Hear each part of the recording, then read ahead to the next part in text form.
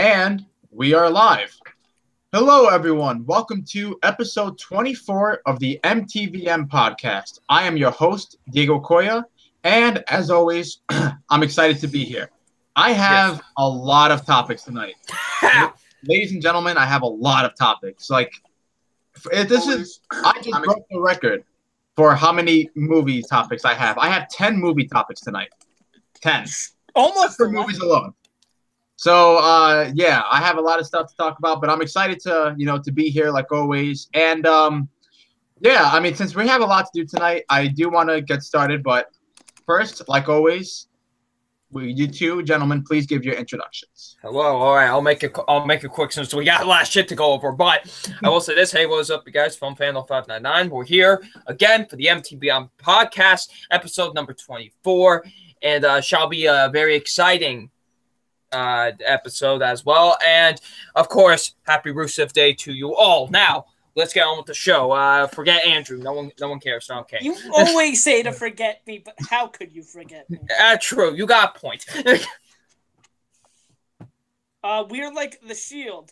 I and Dean Ambrose and Seth Rollins and you both collectively are Roman Reigns. Damn. Oh, shut up. That is low.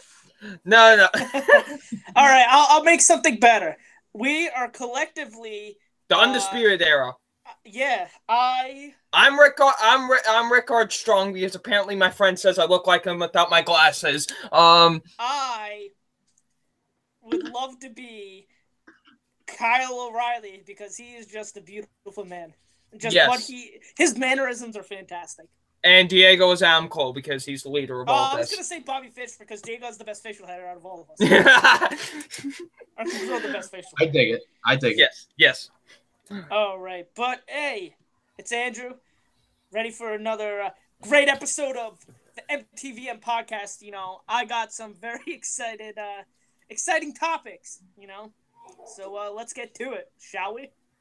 Yes, and I want to thank the live chat so far for people who are in the live chat so far watching. We have Jackson, we have Mr. Garrison, we have Justin Williams, Aaliyah, Danny Russman.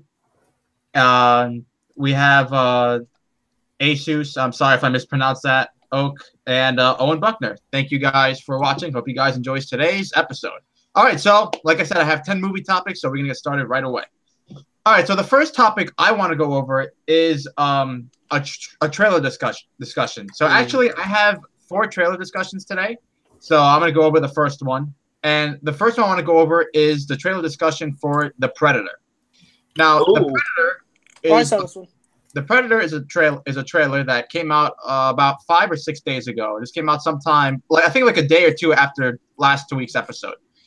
And it's a new Predator film directed by Shane Black and stars a bunch of famous people. You have Boyd Holbrook. For those of you who don't know who that is, he played the villain in Logan, and he's one of the actors in the show Narcos. We have Key from Key and Peele. We have Olivia Munn, and we have Sterling K. Brown, who is known for TV stuff. Yeah, and Jacob Tremblay is in it too. And Jacob Tremblay, yep, that's right. Now the plot on IMDb, I'm going to pull it up real quick. It says, when a young boy accidentally triggers the universe's most lethal hunters return to Earth, only a ragtag crew of ex-soldiers and a disgruntled science teacher can prevent the end of the human race.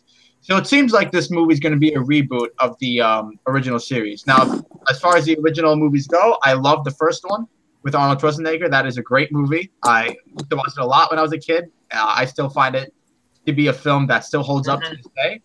The second one, I don't hate the second one. It's not a very good movie, but it's not awful in my opinion. And Alien vs. Predator movies, we don't need to talk about those. Now, what about Predators? Oh yeah, that was okay. I thought that was all right. Yeah, Adrian Brody. Yeah, Adrian Brody was in it. He was in it. Now, as far as I know a lot about film. Yes. Anyway, now, as far as this trailer goes, now I've read that a lot of people found this trailer very underwhelming. They weren't a fan of the trailer. I will say this, in my humble opinion about the trailer, I enjoyed it. I don't think it's a great trailer. I'm not like, oh my God, I want to see this movie tomorrow. But I did enjoy the trailer. I think it's a cool teaser, and I'm excited to see the movie. I know a lot of people said they were turned off when they saw the tagline from the director of Iron Man 3. But I mean, it's the same guy who made Kiss Kiss Bang Bang and The Nice Guys, 2 great films, regardless. Yeah. So I'm excited. I mean, I think the movie's gonna be rated R. I'm pretty sure it's gonna be, because there's like some bloody parts in the trailer.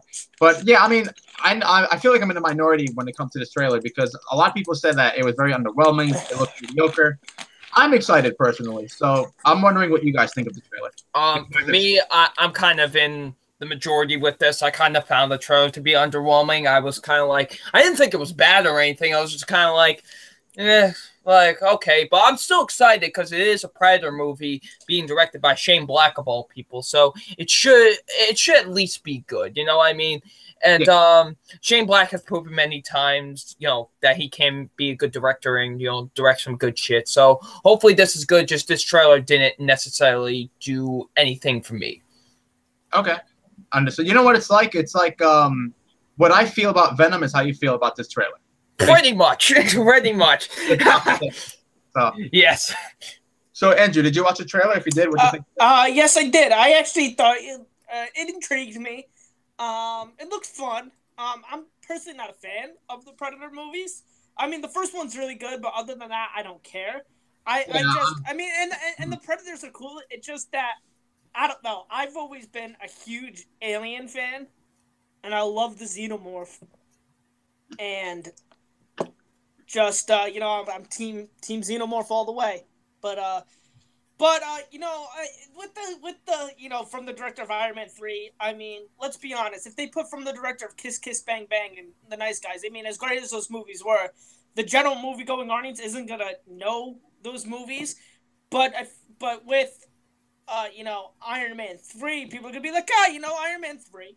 No, that movie might have been, they probably thought it was good or not, whatever. But they're gonna know Iron Man 3, so it didn't bother me. But it looks really good. I like Shane Black a lot. Yes. Yeah. All right, so we have a couple of comments in the live chat regarding the trailer. Owen Buckner says it looks kind of crap, to be honest. Like I said, I'm in the minority when it comes to the trailer. I enjoyed it for what it was. Yeah, it was a fun trailer. Yeah, Jackson says, for a teaser, I'm interested in the Predator. I think since it's Shane Black, it'll be something really special. Yeah, I mean, that's the one thing that also keeps me optimistic is that it's Shane Black. And even though I didn't love Iron Man 3, I'm still optimistic about this movie because of him. Like, Iron Man 3 wasn't, terrible, though. Yeah, no, it wasn't terrible. Yeah. It was just very underwhelming. Yeah. Kevin Falk says, I thought it looked okay, but I think the film will probably be really good. Yeah, I mean, like I said, I don't love the trailer, but, I mean, I enjoyed it. It kind of gets me. It piqued your interest. Right. Yeah. Okay, so Aaliyah says, Diego, how did finals go? It went well. Thanks for asking. Yeah. Kevin Falk says, I'll take Predator over Venom any day. Yeah. I mean, I know Double Nine doesn't feel the same way, but. Venom's gonna fucking. I told when we went over the Venom trailer, we went over. You predicted how the movie's gonna play out, and I have a feeling. And I swear to Christ, if that's how it goes, I'm gonna be so pissed. Yeah, because that's exactly how I don't want it to go. Owen Buckner says, "I love the first one because Arnold was in it." Yeah, I mean, look, the first one is great. If you haven't seen the first one, yeah, it's like such a badass movie. Oh my god, that is like one of the greatest where he's like, "You're bleeding, man. I ain't got time to bleed." I ain't got time. And Sammy says, CA Cougar is also here. Hello, CA Cougar. And Sammy says, I'm interested in the trailer, still excited for it because of Shane Black. Yeah, exactly. I mean, I think he's a very talented individual, so we'll see how the movie goes. And if there's another trailer, I'll probably watch it to see maybe if it'll be a better one. But as for now, what studio's making Predator? Fox. Fox. Okay, thank you. Okay, yeah, because if it was Sony, fuck. Yeah. Then I'd be like, oh, shit. Yeah, the Predators Fox are going to be... has the rights to the Predator movie, so... Yeah, so that means Disney has them now. All right, so that ends my discussion for the Predator trailer. Now I want to go on to my second trailer discussion for the night, and that is for one of my most anticipated movies of the fall movie season, Bohemian Rhapsody. Oh, yes!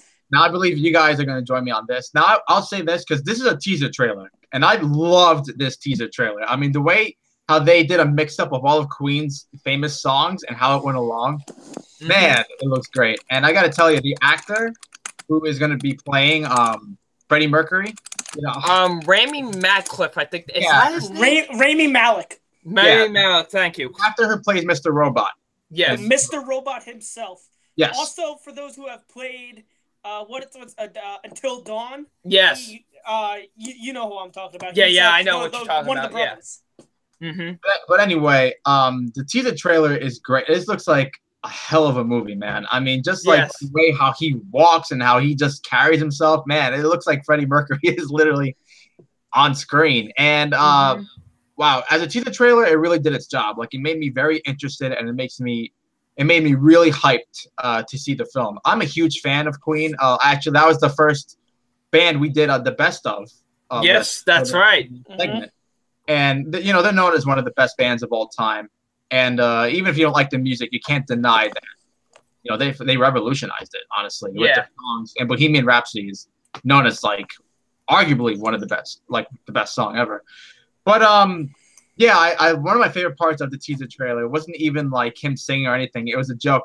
It was when they're talking about Bohemian Rhapsody, and I guess the manager. Oh yeah, I know. Yeah. And he's like, the song is too long. 6 minutes is way too long, and he's like, I pity your wife if you think 6 minutes is too long. Yes. Yeah, I mean, I can't wait to see this movie. Now, as far as who's directing it, it's kind of weird because Bryan Singer directed most of the movie, but then he got fired, and then they hired someone else. So I don't even know if Bryan Singer's gonna be credited at all, or if they're just gonna put Dexter Fletcher, who's apparently directing it. I don't know what's the case with that, but in any case, very excited for this movie. What do you guys think of the trailer? I think it's fantastic. I love, like you said, like you were talking about how they integrated all of Queen's like most famous songs into the trailer. It was really fantastic. I really loved how was that all edited together and stuff like that. It was fantastic in my opinion. And you know, I can't wait for that. And like when they're starting to play Bohemian Rhapsody, and like you know, you see what's the guitarist's name again of the band? It's Brian May. Brian May, and you know we see him playing. He's like, you know, okay, what's next? And he's like, okay, this is where the orchestra comes in or something like that. And it's just cool. Like they're actually gonna show how the song was made and stuff like that. That's gonna be pretty cool. So I can't wait to see this movie. This is easily one of my most anticipated movies of the fall season. Oh, easily. And, yeah, because I'm a huge Queen fan, and I'm very interested to see what they'll do with the story and you know how it'll be presented. Okay. All right. So, actually, Andrew, yeah, you go ahead too. So, I fucking love this trailer. This is the movie that I've been asking for a while, and despite like I'm really excited about it, and I'm really hoping that it's good because, like I said, it's a movie that I've been asking for a while. I love Freddie Mercury. Queen is one of my favorite bands of all time. They're in my top 5 favorite bands of all time, and just I think Freddie Mercury's life is a very interesting one, and I've been wanting to make a movie for us. I really do like Rami Malek. I've seen the first season of Mr. Robot, and he's great in that, and he's really good in Until Dawn. Despite that being a video game, I still think like just it's a voice acting performance, so I still think that he does really good in that, and it does really look like he knocks it out of the park in this one. But I'm really hoping that this is good. But the trailer really, I mean, I was already kind of sold, but this trailer gets me even more excited.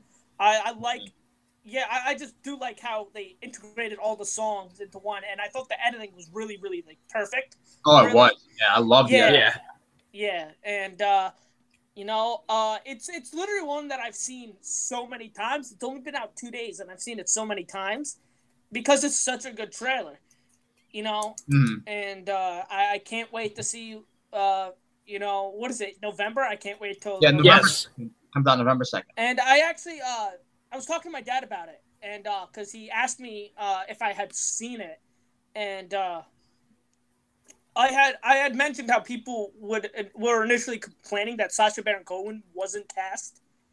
Oh, I heard about that. That like he originally was supposed to be. Yeah, and my dad goes to me, and he thought about it. He goes, "Yes, Sacha Baron Cohen like really looks like, Freddie Mercury. He would like fit the role." And then I showed him a picture of Rami Malek as Freddie Mercury, and he goes, "Man, that really looks like Freddie Mercury." And then he laughed and goes, "Man, I don't know the last time I saw Brian May." Brian May with not gray hair. Yeah. All right, so we do have a couple of comments in the live chat. Oh, thank you, Jackson. Mike Myers is in this movie too. So that's right. Yeah, so it'll be nice to see him again. Kevin Falk says that was a great line. Yeah, I love that line in the trailer with the whole. Yeah, that was really funny. Yeah, that was funny. That was clever, honestly. Oh, Adam Haskell is on the live chat. Oh, Owen Buckner brings up something interesting. What do you guys think? It could be this year's Disaster Artist? I will. Okay, I'll say. I can see where he's coming from, but I'll say no because I feel like those are two completely different lives. And I could see where he's coming from, but I'm gonna go no because I feel like they're two completely different stories, and I don't feel like they'll just be similar in that respect. But I can see where he's coming from. Okay, and T.A. Cougar says the director of this movie, Dexter Fletcher, made Eddie the Eagle. I have not seen Eddie the Eagle. Eddie the Eagle, great movie, is very good. I really liked it. I should see that at some point. Fun fact: it was Grace Randolph's #1 of 2016 for anybody who gave a shit. I wasn't one of those people who gave a shit. But. Neither was I. I just don't ask me how I remember that. All right, so that pretty much wraps that discussion. If you haven't seen the trailer and if you love Queen, you should. Oh, Owen Buckner says, should I watch the trailer? Yes, watch it, Owen, because it's a teaser trailer. It doesn't give away much, and it's a fantastic teaser trailer. So yes, you should watch it. I would definitely recommend watching it, especially if you're a fan of Queen. All right, so that wraps up my discussion for the Bohemian Rhapsody trailer. Can't wait for November 2nd. I'm really praying the movie's going to be great. All right, so the third trailer discussion I want to talk about is a movie starring Mark Wahlberg, and that is Mile 22. Ooh. Now, Double Nine, I believe this is one of your topics too. So yes, this is one of my topics. So you absolutely can join me on this trailer discussion. Now, trailer was released yesterday, and this is the fourth collaboration between Peter Berg and Mark Wahlberg. Director Peter Berg has done 3 other collaborations with Mark Wahlberg, which are Lone Survivor, Deepwater Horizon, and Patriots Day. All 3 movies, in my opinion, are great. Patriots Day being my favorite out of the 3. And I'm very excited. I thought the trailer was looks really cool. I read the plot synopsis off of IMDb. It says, an elite American intelligence officer, aided by a top-secret tactical command unit, tries to smuggle a mysterious police officer with sensitive information out of the country. Now, this mysterious police officer is, I'm going to mispronounce his name very horribly, and I apologize, but Iko Uwais, the actor from the Raid movies, the main actor. Yes. He's in this trailer. And we have Lauren Cohen, also known as Maggie from Walking Dead. You have Ronda Rousey, John Malkovich. You have a pretty good cast over here. And, I think the trailer looks very exciting. It looks like a really cool action movie. Some of the shootouts you see in the trailer look really well directed, which isn't a surprise considering how great Peter Berg, directs action scenes or just really intense scenes in general. Like in the third act of Patriots Day, there's this very intense shootout that's just really well done. And, Lone Survivor has very good war action sequences. And Deepwater Horizon, even though it's not an action movie, it's a disaster movie. And even like the disaster scenes, they're like so realistic. And I don't know if I can say accurate. Obviously, it wasn't there when the real life event happened, but it's just so intense and very well directed. So it doesn't surprise me that the shots in this trailer are very good. Yeah, I'm excited for this movie. I remember talking about this in the summer podcast, saying I couldn't really say if I was really excited for it because there was no trailer out at the moment. But after seeing the trailer, I'm definitely intrigued to see it. It's Mark Wahlberg and Peter Berg doing another collaboration, and the trailer looks pretty cool. It looks pretty badass too. I mean, it's a Green Band trailer, but there's some like pretty rated R violent shit that happens. Yeah, you're like, oh my god, that looks crazy. But yes, I'm excited for Mile 22. It comes out in August, so maybe it'll be one of those movies that's under the radar on the summer, and then when it comes out, it'll be like, oh my god, no one saw that coming. So if you guys have seen the trailer, I'm curious to know what you guys thought of it because I'm excited personally. Mile 22. Mark Wahlberg and Peter Berg are like one of my favorite actor and director combos going on right now because these guys just keep on striking gold with each other. So hopefully this is another one of those cases because this movie looks really good. This looks like a really cool action film, to be honest. And, I really liked a lot of the action in it and stuff like that. And it just looks like a solid action movie. And, it's directed, like I said, by Peter Berg, who is one of my favorite directors going on right now. Just the dude really knows what he's doing. And I can't wait to see it. It looks really badass. And hopefully it's another good collaboration between Mark Wahlberg and Peter Berg. Yes, I agree with you 100%. Did you watch the trailer, Andrew? No, I have not. Okay. All right. Well, I would recommend watching it. It's really cool. Yes. All right, so I have a couple of people in the comment section. Jackson Fulcher says, interested in Mile 22. Hope it can be just as great as Berg's previous 3 films. Yeah, I'm hoping for the same thing. Actually, because those other 3 films are based on true stories, I don't think this one is. I mean, this is an original movie. Okay, all right, which is fine with me, honestly. Yes. That's fine with me. Yeah, same here. I'm excited for that because I don't know how to pronounce his name, so I'm just gonna call him the actor from the Raid movies. C. Cougar says Peter Berg is the man. I agree. Other than Battleship, which I didn't like, and, with Rihanna and Hancock, which I wasn't a big fan of either. I do like Peter Berg as well. Hey, everybody has a misstep, unless your name is Quentin Tarantino or Christopher Nolan. True that. Okay, hold on, just 1 second. Okay, Kevin Falk says, hopefully it's not the Detroit of the summer, and that hopefully it gets more recognition and shit. Yeah, I mean, if it's really good, I hope it gets more recognition. It doesn't become underappreciated, especially like Patriots Day, which in my opinion was one of the best movies of 2016, and didn't get Detroit was up there too for me. Well, yeah, but I mean, that's like different year. I'm saying like for Patriots Day, it was one of the best of 2016. Yeah. Oh yeah, no, Patriots Day was in my top 10. Yeah. C.A. Cougar says the last 3 films, these 2 did made my top 10 list for their respective years, so I have high hopes for this. Yeah, I mean, like I'm excited for it. I'm really excited too. So yeah, it seems like a bunch of people in the live chat are also really excited for this movie, and I can understand why. So, yep, Mile 22 looks really cool. I'm hoping it delivers. I mean, I'm not skeptical it won't because it's fucking Peter Berg and Mark Wahlberg doing another collaboration. Oh, absolutely. All right, so we'll go to the last trailer discussion, which will lead to something else that happened with this particular movie, because I wasn't originally going to talk about this trailer, but I'm going to anyway because it's causing controversy already. And that is The House That Jack Built. Oh, Jesus Christ. The House That Jack Built is a new film by director Lars von Trier, one of the most controversial directors ever, I would say.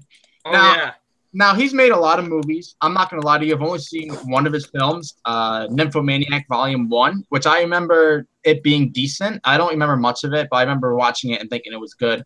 I haven't seen anything else he's done.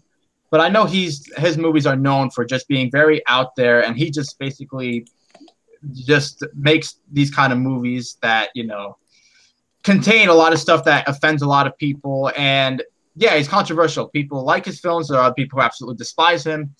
And it seems like this might be his most controversial film yet, because he did state in an interview that this is his most violent movie, which if he's saying that must be saying a lot. Because this movie in the Cannes Film Festival caused, I think I read, like, quote, hundreds of people walked out of that movie saying how disgusting it was and how gross it was. Like, it's already, like, it's already causing a lot of shit. And the movie's coming out in, like, months later, in the year. So I did see the trailer. The trailer, now, from what I get from the trailer, it's about the serial killer who kills women and children. I don't see any other story. And I'm not trying to bash the movie or the plot or anything. I'm just telling you what I saw from the trailer. The trailer just looks like, it looks like it's capturing what he's done over the 70s, how he's killed these women and children. And apparently it's very graphic. Uma Thurman is in the movie as well, which is interesting because she hasn't been in a movie in like forever. But I mean, I am intrigued to see it. I mean, I don't know if I'm like excited because just hearing the kind of content it has kind of makes me like, I don't know if I want to go through that. But I am interested, and Matt Dillon looks like he's going to be really good in the movie. Have you guys seen the trailer, or do you guys have any thoughts about the whole Cannes thing? How I've seen the trailer.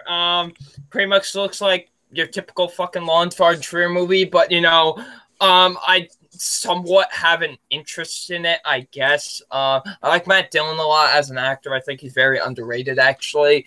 And it it looks pretty interesting, I guess.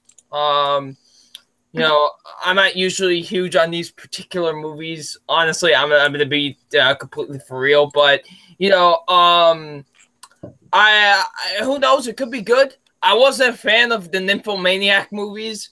Those are not good. Like, not at all, especially the second movie. But you know, hopefully, maybe this could be good. Even though I'm hearing a lot of awful things about it, I hear like fucking children get like shot, which is not something we're not used to. Like we've seen it before in movies before and stuff like that. Yeah. Like apparently, like women get like the breast cut off. Like it's very graphic how they show in the movie. So this doesn't surprise me at all that I like got booed and like booted out of like cans and stuff like that. So I'm not surprised.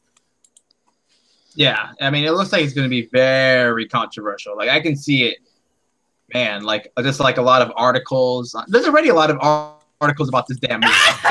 Oh, during the festival, for God's sake. Andrew, what have you seen the trailer? Or if you haven't, do you have any thoughts on like the movie or anything? No, I haven't seen the trailer. But I mean, I don't care. I'm probably gonna see it regardless. I mean, Cannes isn't known for being the most respectable film festival. They fucking booed Pulp Fiction for fuck's sake. So and Taxi Driver.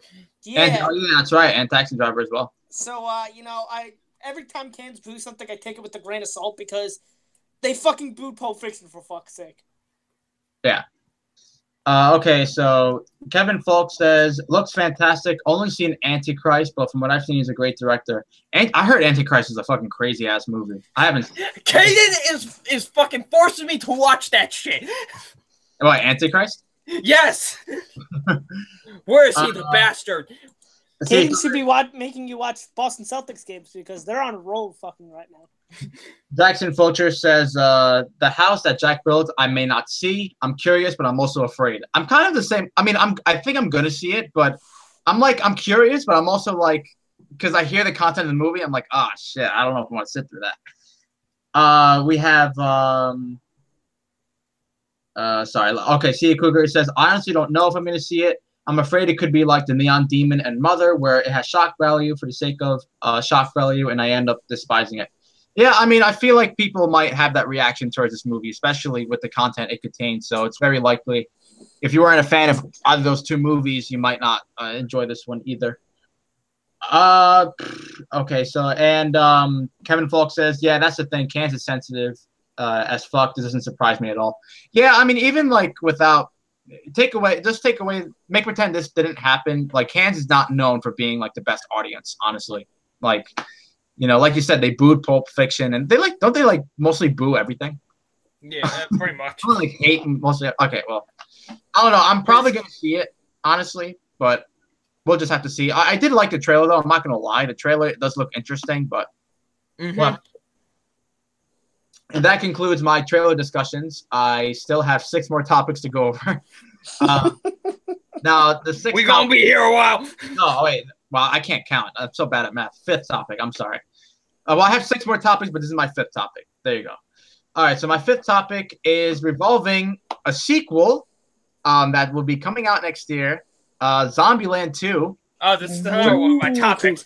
For those who are fans of the original movie that came out in 2009, you are in luck because the second one. Now, originally, what I had, because I read this a couple days ago, they were saying they wanted to do it with the original cast and that they were aiming for an October release. Now, apparently, it's officially happening. Like, they announced 5 hours ago on IGN that it's happening. That they're going to be, Zombieland 2 will be out a 10-year anniversary.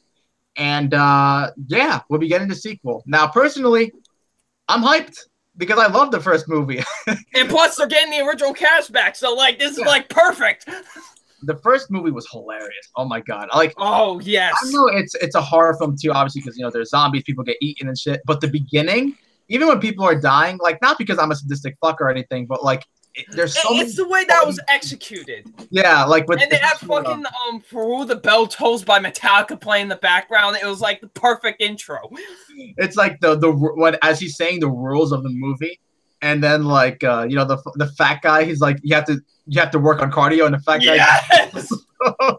and then like the woman who like she gets her car gets hit and she like falls out of the fucking windshield. Like no, don't ever forget to wear your seatbelt or something. Yes.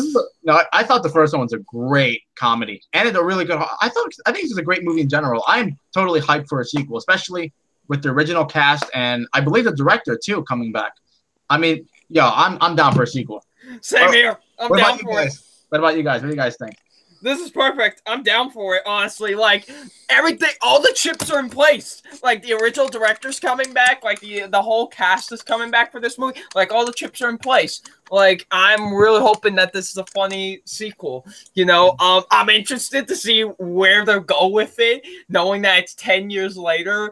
Like, and, you know, like, the world is still at shit. Like, it's gonna be great. Like, I can't wait to see what they do with it, honestly. I love the first movie a lot. The first movie also, you forgot to mention, has the greatest cameo of all time. Oh, absolutely. Bill Murray. Yeah. Yes.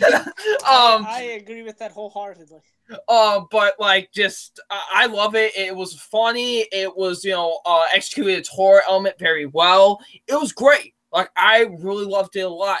And I'm down for a damn sequel. I cannot wait to see what they got for a sequel for Zombieland. So yeah, bring me Zombieland 2. I think this is now like one of my most anticipated movies of next year now. Like, I'm eagerly like anticipating this now. Absolutely. All right, Andrew, you have any thoughts on Zombieland 2? No, I'm really excited. I mean, I love the first one. And it's been rumored for a while, so I'm excited. I can't wait. All right, so Jackson says, I need to see Zombieland. Jackson, yes, you absolutely need to see Zombieland. That is a great movie. One of the best movies of that year, for sure. C.A. Cougar says, I haven't seen Zombieland in forever. It's honestly really funny. I like it. It holds up, too. If you watch it again, it's still very clever, and the jokes hit really hard. Owen Buckton says, great fucking movie. Kevin Falk also agrees, also one of the greatest cameos ever. Aisha says, I need to see Zombieland. Here, it's hilarious. Yes, really good. Sammy also says it's awesome. And he can't wait for the sequel. It's one of the most anticipated films of next year. Yeah, I'm pretty sure it's going to be in my top 10 most anticipated of that year. Probably also going to be my top yes. 10. Yeah. And, MC Deadpool. Hey, he says Zombieland is great. See it, Jackson. Yes, Jackson, see it. All right, so that concludes of the second one. Of the second movie coming out next year. I'm excited. All right, so now for my next topic, my sixth topic is involving a new film directed by Neil Blomkamp. Well, I mean, he did direct District 9. Yeah, but he also fucking directed Chappie and Elysium. Chappie's bad, but it's not like one of the worst things ever. I hate it. But anyway, Elysium is great. Fuck all of you. But anyway, despite whatever about Elysium, but District 9 is one of the best movies ever. But anyway, Neil Blomkamp, he's going to be coming out with a new film starring Chris Evans. This movie is called Greenland. Now, there's not really much to say about this other than there's a brief synopsis of the movie, but all I can tell you is the name of the movie, the fact that he's coming out with a movie with Chris Evans, and this brief synopsis. So let me read this real quick. A story of a family's fight for survival in the face of a cataclysmic natural disaster. That's all the story gives. So really, that's literally all the story. Okay. Yeah, that's the brief, because apparently the plot is being kept under wraps, so that's all they're saying for now. I see. Yeah, I mean, I'm kind of 50-50 on this because, like I said, I absolutely love District 9. I mean, I was really happy when it was nominated for Best Picture and it got the love it did, because that to me is an A+ movie. Elysium, I thought was okay, and I was not a fan of Chappie. I thought that was disappointing. So, if he does come back with this movie, I am hoping it's either close to District 9 or perhaps even better than District 9. It's very high standards. But I am hoping this movie will be better than Elysium and Chappie. So I can say that Neil Blomkamp does still have the talent that he showed with District 9. Yeah. So that's all I can really say, though, about that, because it was just announced and there's nothing really much to it. Now, do you guys have any thoughts on this movie and any It's Chris Evans. Chris Evans is a great actor. I love him a lot. Neil Blomkamp, Chappie wasn't the greatest, but I'm willing to give the guy another chance. And yeah, it does intrigue me a bit, and I am interested to see what they could do with it. Nothing much else to say for me, to be honest. Yeah, I know. There's not much else to say, but all right, you, Andrew? I mean, I don't really care, to be honest, because, District 9 was fantastic, but I was not a fan of both Elysium and Chappie. Chappie. Fun fact, actually, Chappie was my very first movie review. So the more you know. But yeah, puking rainbows. I mean, I love Chris Evans, but again, I don't care. I don't hate Neil Blomkamp. I just don't care for him. Kevin Falk says Chappie was awful, but Elysium was pretty good, and District 9 is a masterpiece. Yes, District 9 is a masterpiece. I mean, that's a really great movie. And there's not really much else to say, but we'll have to wait till a trailer, I guess. But that probably won't be for a long while because this movie hasn't even started filming yet. So yeah, who knows when it'll come out. All right, so that concludes that topic for that. My next topic is some more casting news or some more speculation on the new Tarantino film, Once Upon a Time in Hollywood. Now, it's kind of confusing because the article states Timothy Oliphant, if I'm saying that right, is negotiating a role in the movie, but the article says that he'll be joining along the cast of the movie. And on IMDb, if you go on the cast list, he's on the list. Not as rumored, but he's officially on the list. So I'm guessing he's in the movie. Now, for those of you who don't know who he is, he's actually the main actor in the show Justified. I don't know if you guys have heard of it. Yes. It's never seen it. I never seen it either, but I've always seen commercials for it, and it's on FX, and I hear nothing but great things about it.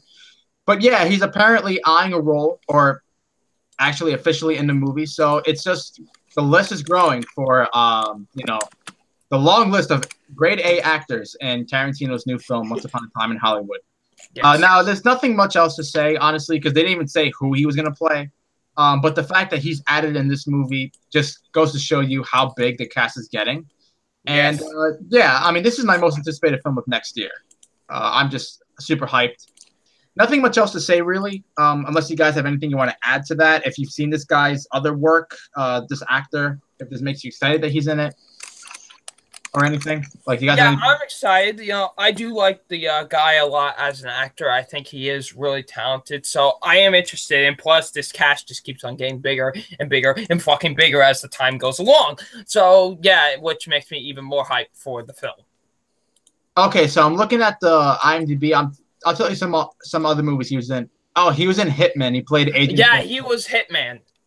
And he's also in that. And he's also in that horror remake of The Crazies, which wasn't bad. I didn't see it. I've never seen it, so I can't say anything. Yeah, I didn't hate it, but yeah. But look, it's Tarantino, so yeah, I'm really excited regardless. All right, so I only have three more movie topics. All right, so my next topic is more casting news for an animation sequel that'll be coming out in 2020. And I know many people are very excited for this. It's one of the most anticipated films of all time, which is Trolls 2.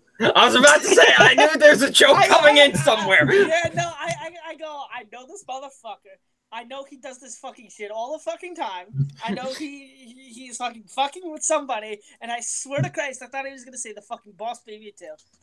No, it's Trolls 2. Wait, isn't Boss Baby 2 and Minions also coming out in 2020? That's why I thought you were gonna say Boss Baby 2. And Trolls 2? Jesus, what kind of year for animation is that gonna be? Oh my god. We better be fucking getting the fucking holy grail of fucking animation movies. We better, I swear to God. What the fuck? I haven't seen Trolls, but what the fuck did I do to deserve both a sequel to Minions and the Boss Baby in the same fucking year? I know I'm not the best fucking person in the world, but goddamn, I don't think I'm the fucking worst person in the world. Now, I have not seen the first Trolls film. I hear mixed things. I hear some people say it's not bad, and I hear other people say it's awful. But the second one will be containing two actors that have been added in the cast. That is Sam Rockwell and Chance the Rapper. Let's go, bitches. So, yeah, It's fucking. I don't know if I have anything else I have to say about this sequel. I haven't seen the first one. I will eventually see it. Yeah. Have you guys seen the first one? No. I haven't, but I know Caden hates it with the burning passion. That's all I really know about this movie. I mean, Sam Rockwell's a great actor. I hear Chance the Rapper is a great rapper. So who knows? I really don't have much thoughts about this. What about you, Andrew? You have anything you got to say about this? I don't give a fuck. I didn't see the first one. So, but we were wrong. Minions 2 and Sing 2 come out in 2020. Boss Baby 2 comes out in 2021. Oh, okay. And then we get the oh-so needed sequel, The Secret Life of Pets 2, in next year, 2019. Wonderful. I can't wait. I fucking hate Illumination, bro. I really don't like them. Other than, I like the Despicable Me 1 and 2. But other than that, fucking hated Minions, hated Secret Life of Pets. I mean, Despicable Me 3 was alright, but still wasn't good. I didn't see Sing. Sing wasn't bad. Sing was okay. It was okay. The Grinch looks bad. I'm sure The Secret Life of Pets 2 is going to be a steaming pile of shit. Yeah. Adam Haskell says it's one of the worst things he's ever seen. He said it's DreamWorks' worst film. Damn, if it's worse than Boss Baby, that's saying a lot. Which one? Adam said Trolls is the worst film by DreamWorks, but I'm saying, if it's worse than Boss Baby, that's saying a lot. I hated Boss Baby. Yeah, it was awful. Yeah, I mean, it looks like from the live chat, just reading all the comments, no one's excited. No one's excited. I guess the first one, I'll see it eventually. I think it's on Netflix still. All right, so with that being said, I'm done with that topic. There's nothing else to say, really. Yeah. And I have 2 lists from Watch Mojo that I want to go over. Ooh! Right. So the first one I want to go over because Deadpool 2, as you know, will be in theaters this Friday. And Watch Mojo did a list of the top 10 movies you'll like if you liked Deadpool. So if you're a fan of the original Deadpool, these are the 10 movies that Watch Mojo think that you'll also enjoy if you enjoy Deadpool. So kind of like how Netflix does, they recommend because you watch this thing. Basically the same. All right, so I've seen most of these movies, and you guys probably have too, but I'll read the list anyway. Yeah. And for those who haven't seen, and there are probably people in the live chat who haven't seen all these movies anyway, so I'll read it off. All right, top 10 movies you like if you like Deadpool. Here we go. Number 10, Tropic Thunder. Oh yes. Fuck yeah. Yes. I love Tropic. I have a drop. I have a drop character. I've done a DVD commentary. Survive. All right. Number 9, Scott Pilgrim vs. the World. Oh yes. Number 8, Last Action Hero with Arnold Schwarzenegger. We were talking about that last week when we did Alice in Chains. Yeah, when we did Alice in Chains songs. Yeah, because that was. I have actually never seen that one. I saw that years ago. I don't remember. It's been a while. It's been a long time. I don't remember I can't remember if it's that movie my dad hates or The Last Boy Scout my dad hates. From what I remember, Last Action Hero was a lot of fun watching it. That's what I remember though. I don't remember. My dad hates one of those movies. Okay. Might be. I think it's The Last Boy Scout. All right. So number 7 is Zombieland. We were talking about this earlier. We just mentioned that. Number 6, John Wick. Ooh. Okay. And actually, fun fact: one of the co-directors of John Wick will be directing Deadpool 2. So yeah. All right. So number 5 is Hot Fuzz. Oh yeah. I love that. I love that movie. Number 4. Now this is one of the few I have not seen for number 4. Super, the James Gunn movie. That movie is great. I haven't seen it. I know it's on Netflix. I have it on my list. I know that Rainn Wilson is in it. Who is great in it. By the way, it's basically, a lot of people say it's just a ripoff of Kick-Ass, which I could see to an extent, but it's still awesome. It's still awesome. Yeah. All right. I got to see it at some point.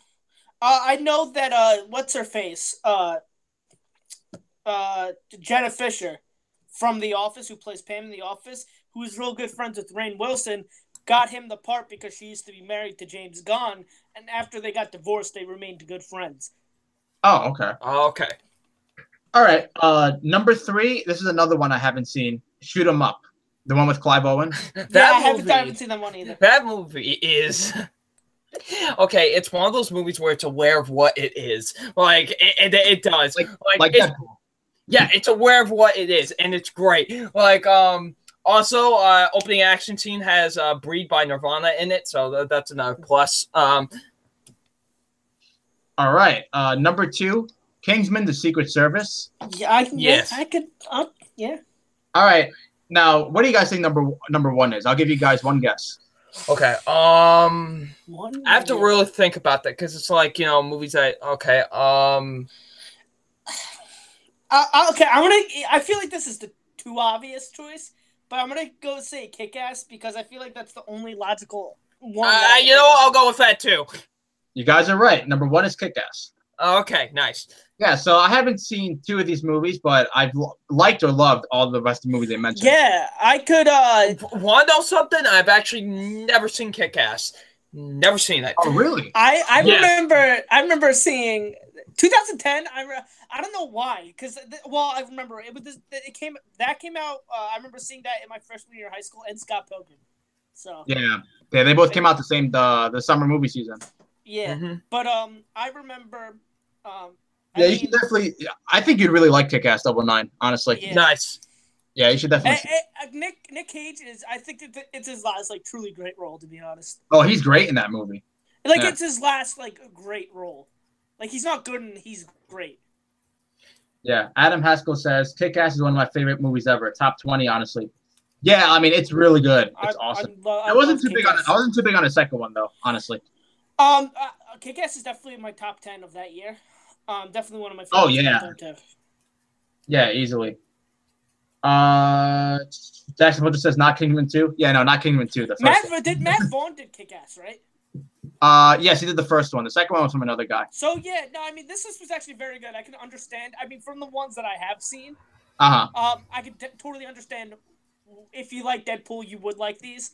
Yeah. And yeah, no, I mean I could see where the similarities are. Mm-hmm. All right, and my last movie topic for tonight. I'll finally stop talking after so long. Until we get to TV. Yes, until we get to TV. All right, these are the top 10 movies you can't miss this summer. So, if you want to go to the movies this summer movie season, these are the 10 movies you absolutely cannot miss according to Watch Mojo. Well, now I'm gonna have to miss all of them just because they told me I can't miss it. Exactly. Fuck you to tell me what to do. Well, actually, you plan on seeing one tomorrow. I've already seen one, so you lose, bitch. All right. So. Yes. All right. So number 10, Ant-Man and the Wasp. I could miss that, unless it's amazing or good. Number 9, Mission Impossible Fallout. Okay. Ooh.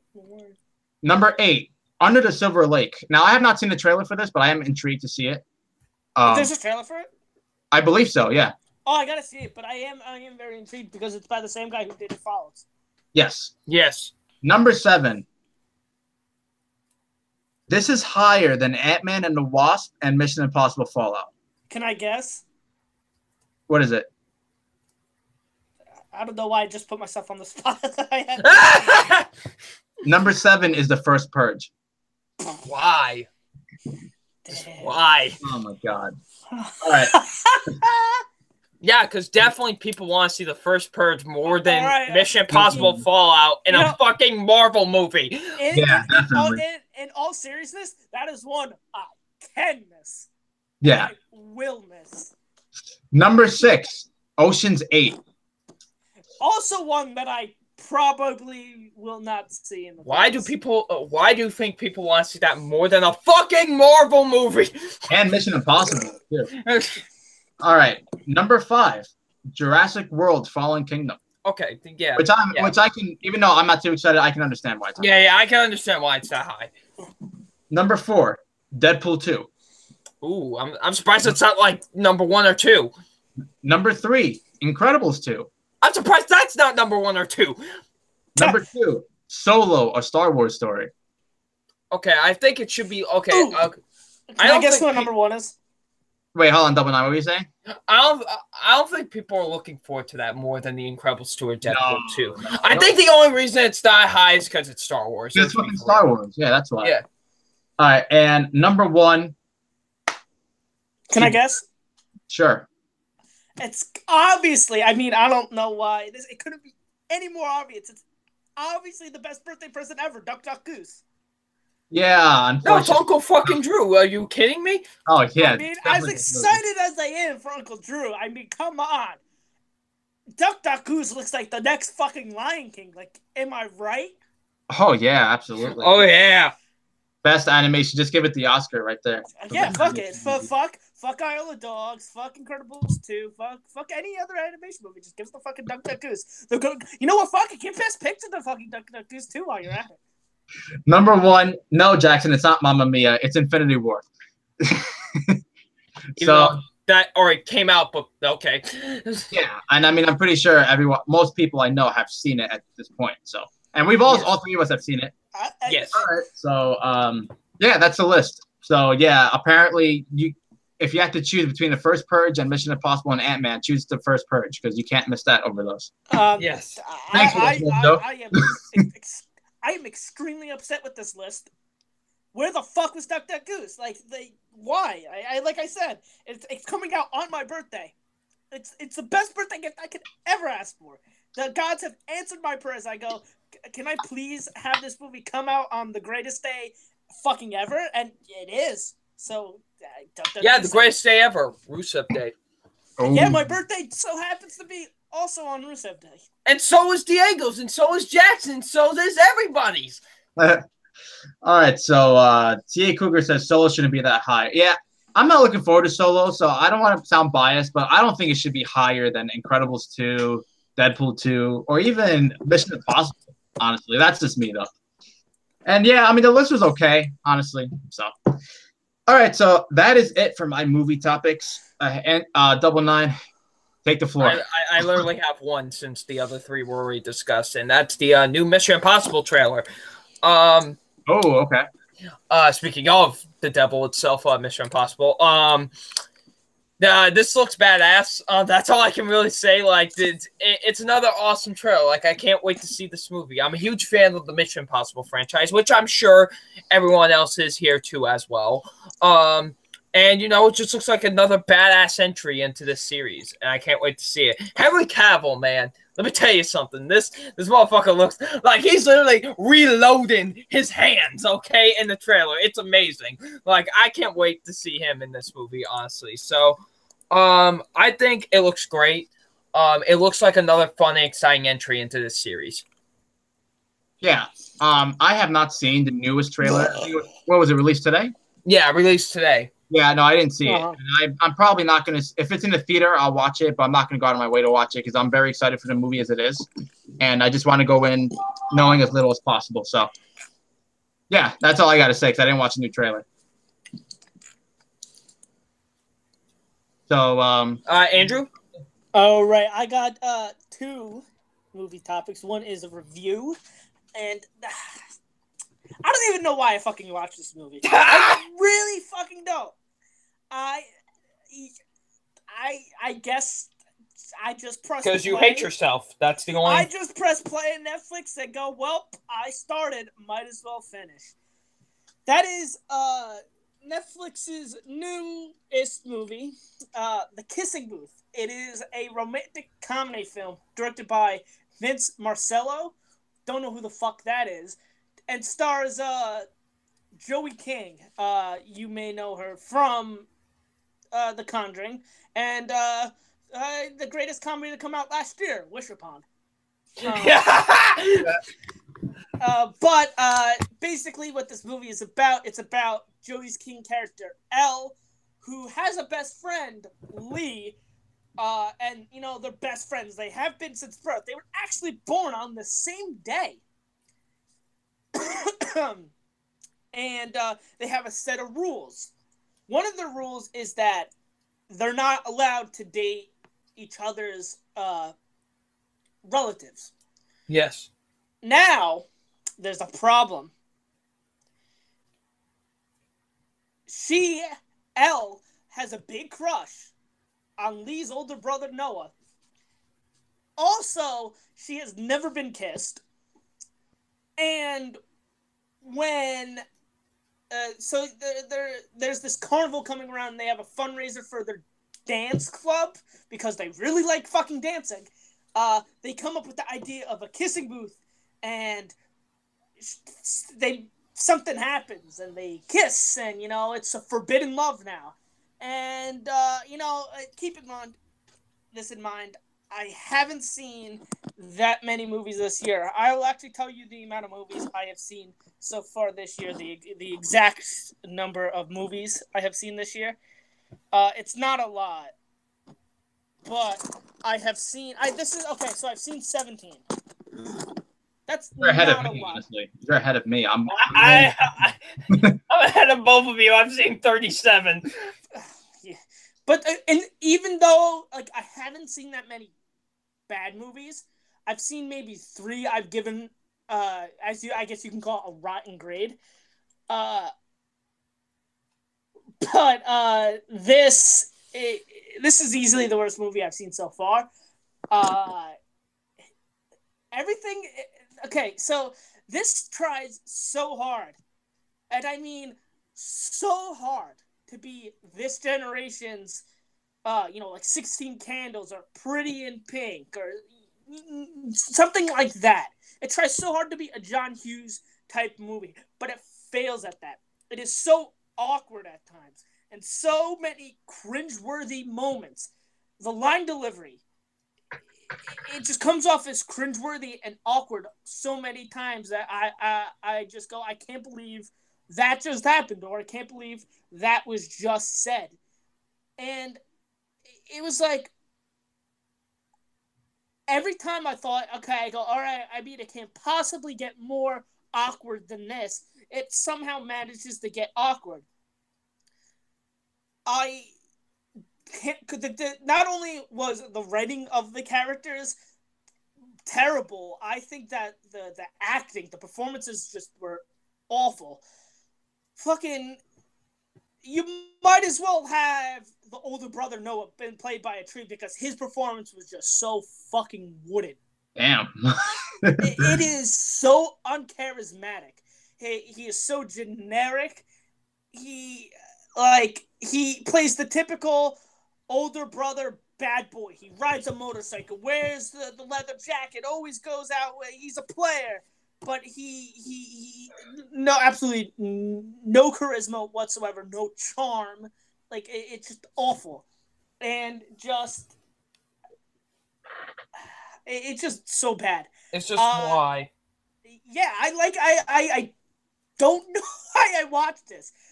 Okay, with something like the Diary of a Wimpy Kid, which was my worst of last year. I watched it because Diego told me how bad it was, and I go, well, let me see how bad it was. Nobody had seen this movie. Nobody had told me how bad it was. I had mentioned this to Diego, and he goes, what the fuck is that? I don't know why I had seen it. Why, though? I don't. It's like... I'm not going to see it, honestly. Don't. I don't. It's really bad. I give this an F. This is really bad. I legit felt like it was a waste of my time. Ryan O'Toole says that he's sorry that you had to sit through Diary of a Wimpy Kid. Yeah, I'm sorry too. Hey, yeah, that was my worst of last year too. I hated that movie. But yeah, no, from what you're saying, the kissing booth, honestly, I'm not gonna.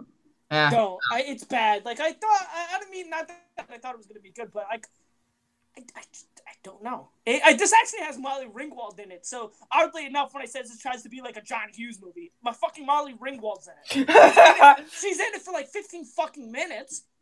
But yeah, this. Damn, bro. Are you gonna watch it Double Nine? Maybe I don't know. Maybe it's the guys.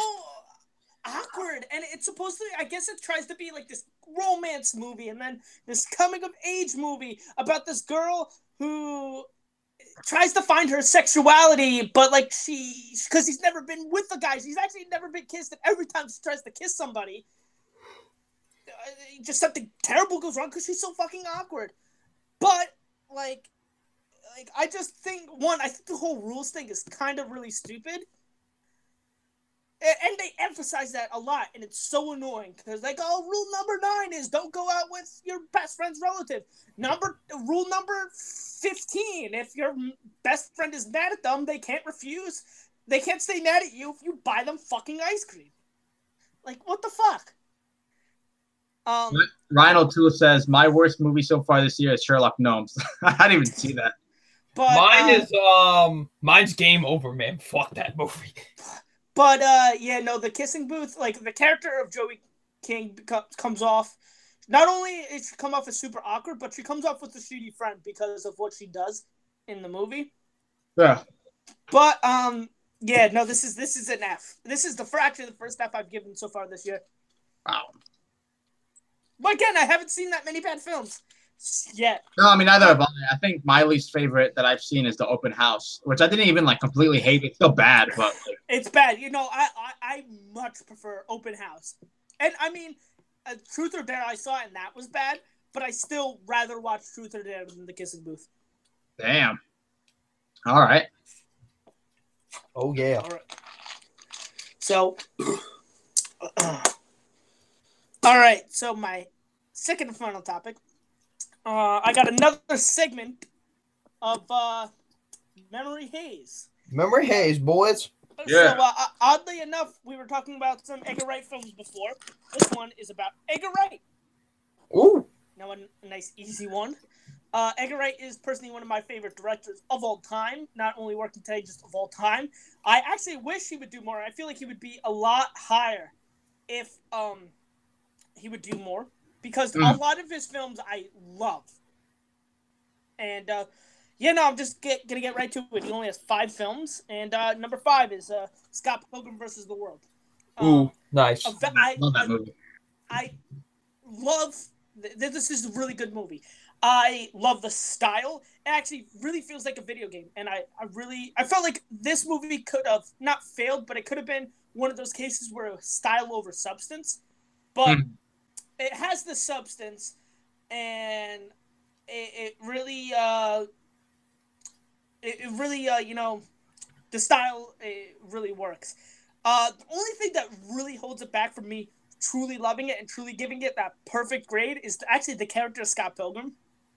Not that I hate him, but he's a very shitty person, and it's very hard for me to root for him as the main protagonist and for him to succeed in the end, because I do see him as a shitty person because of what he's done. Not that I hate him in the slightest, but it was very hard for me at times to root for him because of that.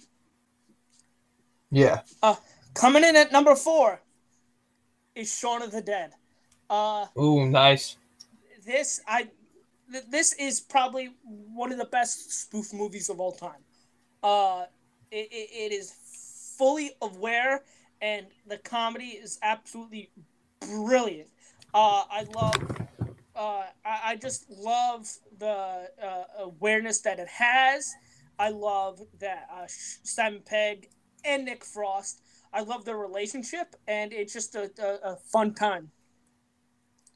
Especially, I love it because you could kind of see that the zombies are happening, and you know what's going on, but they still don't know what's going on. And I think that really works for the film. Yes. Coming in at number 3, Hot Fuzz. I love this movie. I love, again, the relationship between Simon Pegg and Nick Frost, and I love how, Simon Pegg plays this, and there goes the phone. Simon Pegg plays this, the cop, and he's so great. And, he's in a town full of, people who just, people who are dumb, and then you kind of find out, and it all comes together and it really ends up working well for me. Coming in at number 2, the final movie of the Cornetto trilogy, The World's End. Yes. This is one. I love this movie so much. I love because want to know why I love about it so much is, I mean, Simon Pegg and Nick Frost are both fantastic in all 3 of these movies. But I feel like it would have been so easy for Edgar Wright to go, all right, Nick Frost, you're going to be Simon Pegg's character, and Simon Pegg, you're going to be Nick Frost's character.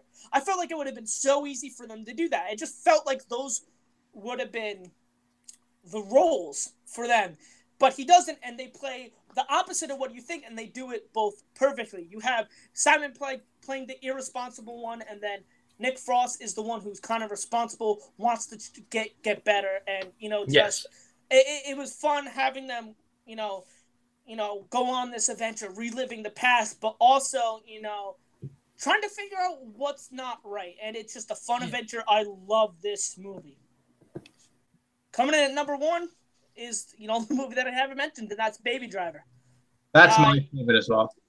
I love Baby Driver. I just rewatched it over the weekend because I rewatched all these films in anticipation for this. But Baby Driver, man, I love it. Just everything about this is perfect. The editing, the music, the action, the emotional moments, the acting, and say what you want about Kevin Spacey, but he was fantastic in this film. Oh yeah, he's great in the movie. Oh yeah. And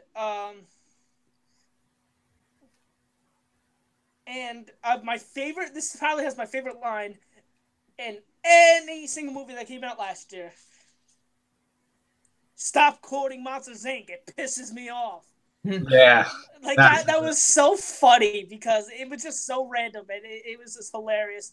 And I just love the relationship Baby has with Deborah and just how I love Baby as a character because he's doing these bad things, but you could see that he has to do this and that he's stuck and he doesn't want to do this and he's trying his hardest to be a good person. And you could see that with him, as funny as the moment is, him throwing the purse to the old woman, him warning the bank teller not the bank teller, the woman that works at the post office. Yeah. How you could see how he cares about Deborah, how he cares about the guy he takes care of, the guy who can't speak, the deaf guy. Mm-hmm. You could see that, and I think that makes Baby just all the more compelling character. I love this film. It was my top 5 movies of last year. I think it was. Oh, it was my. It was in my top 5 too last year. Yeah, it was easily one of the best edited, and even though like a character like John Berthnall's character, I didn't think he overstayed his welcome, and even the characters that stayed around longer, I felt like they were used correctly. And I absolutely love this film, and I love all these films, but Baby Driver just is the one that I like the most. And I can't wait to see what he does next too. Yeah, I mean, like I said, if he has done more, I mean, I could see as he does more, he could easily be in my top 5 directors of all time. But since he hasn't done that much yet, he just isn't there quite yet. But if he keeps going on the track he's going, easily top 5 for me. All right, yeah. Awesome. And that's it for movies, right? That is all for me. All right, so now this is where we transition to TV. So I only have 2 TV topics today. The first TV topic is something that's been causing a lot of conversation on social media and just in general, and that revolves around a show called Brooklyn Nine-Nine. Oh, yes. Now, Double Nine, I believe this is one of your topics.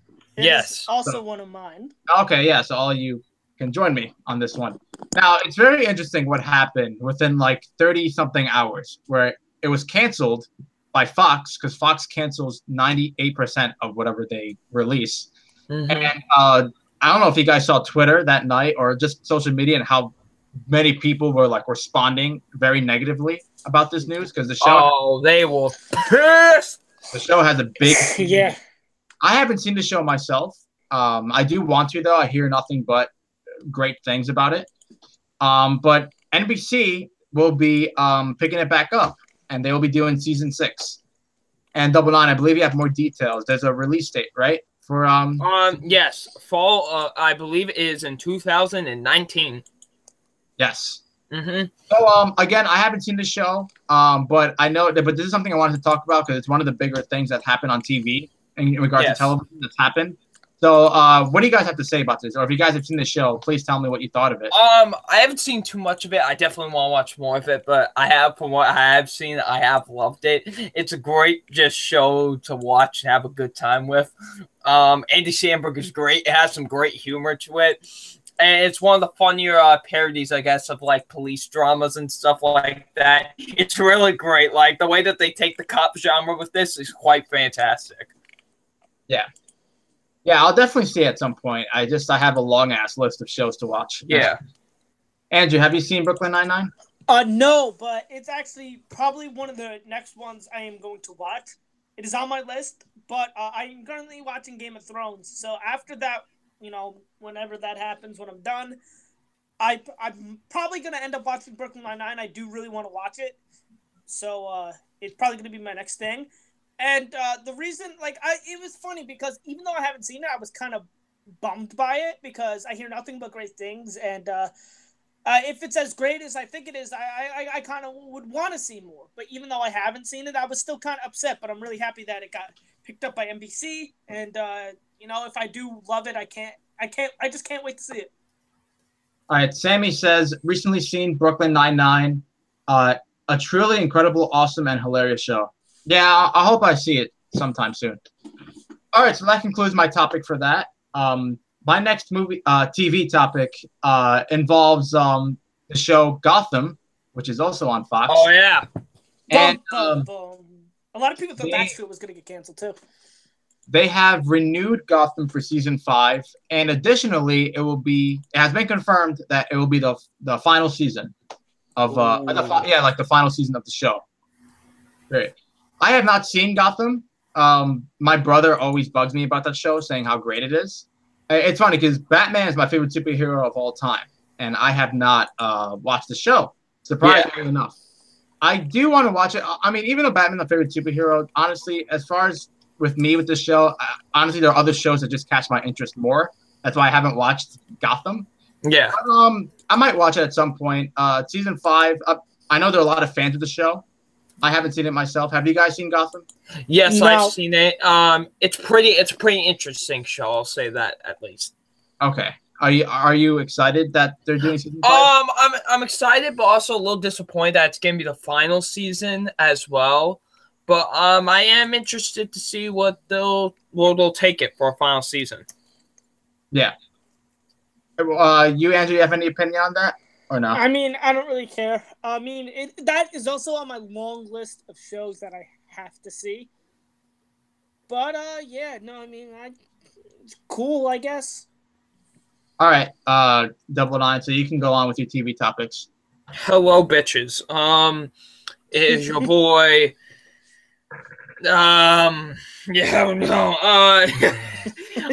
So we are here. So my first TV topic is Guillermo del Toro horror anthology series ordered by Netflix. Apparently Netflix has ordered a horror anthology series by the great Guillermo del Toro. I am excited as hell for this because Guillermo del Toro is in my top 10 favorite directors of all time. And, I think he could do well with a horror anthology series. And it should be quite interesting to see what he'll do with it, in my opinion. It's great. He's a great director, and I have no doubt that he would make a great horror anthology series. What about you guys? I am definitely interested, for sure. Yes. Guillermo del Toro, needless to say, his last film won Best Picture at the Oscars, The Shape of Water. Great damn movie. and I just think he's a very talented director. I do like Guillermo del Toro a lot. So hearing this does make me very intrigued for sure. I will I'm like 98% sure that I'll be watching it when it comes out. So yeah. I'm excited for sure. All right.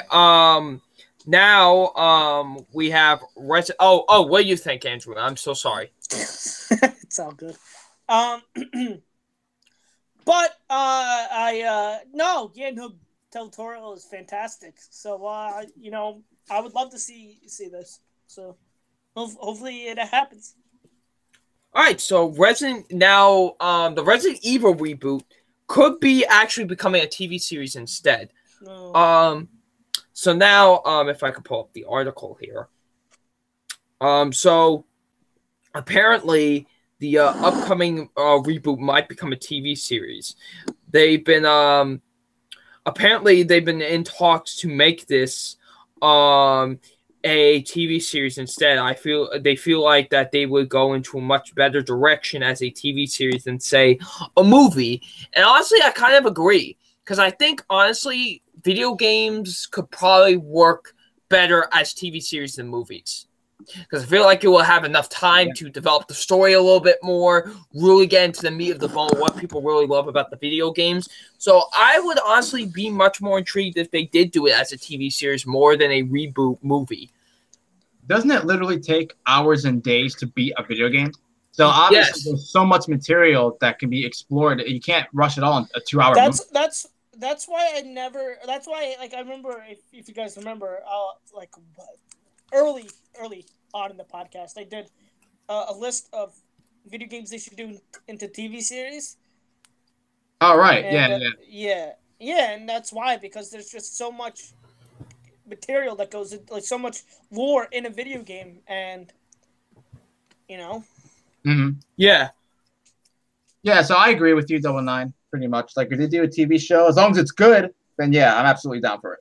Oh yeah, absolutely. I hope it's good. But like I said, they said that this could possibly be a TV series more than a movie. And honestly, I would prefer that more, to be honest with you, because I really do think they would do much better of developing the characters and the story. All right, so there's that. Now, Fox has renewed their Lethal Weapon series, but here's the thing, though. I believe Caden Crawford, I believe that's the lead actor's name. He has been fired from the show. Because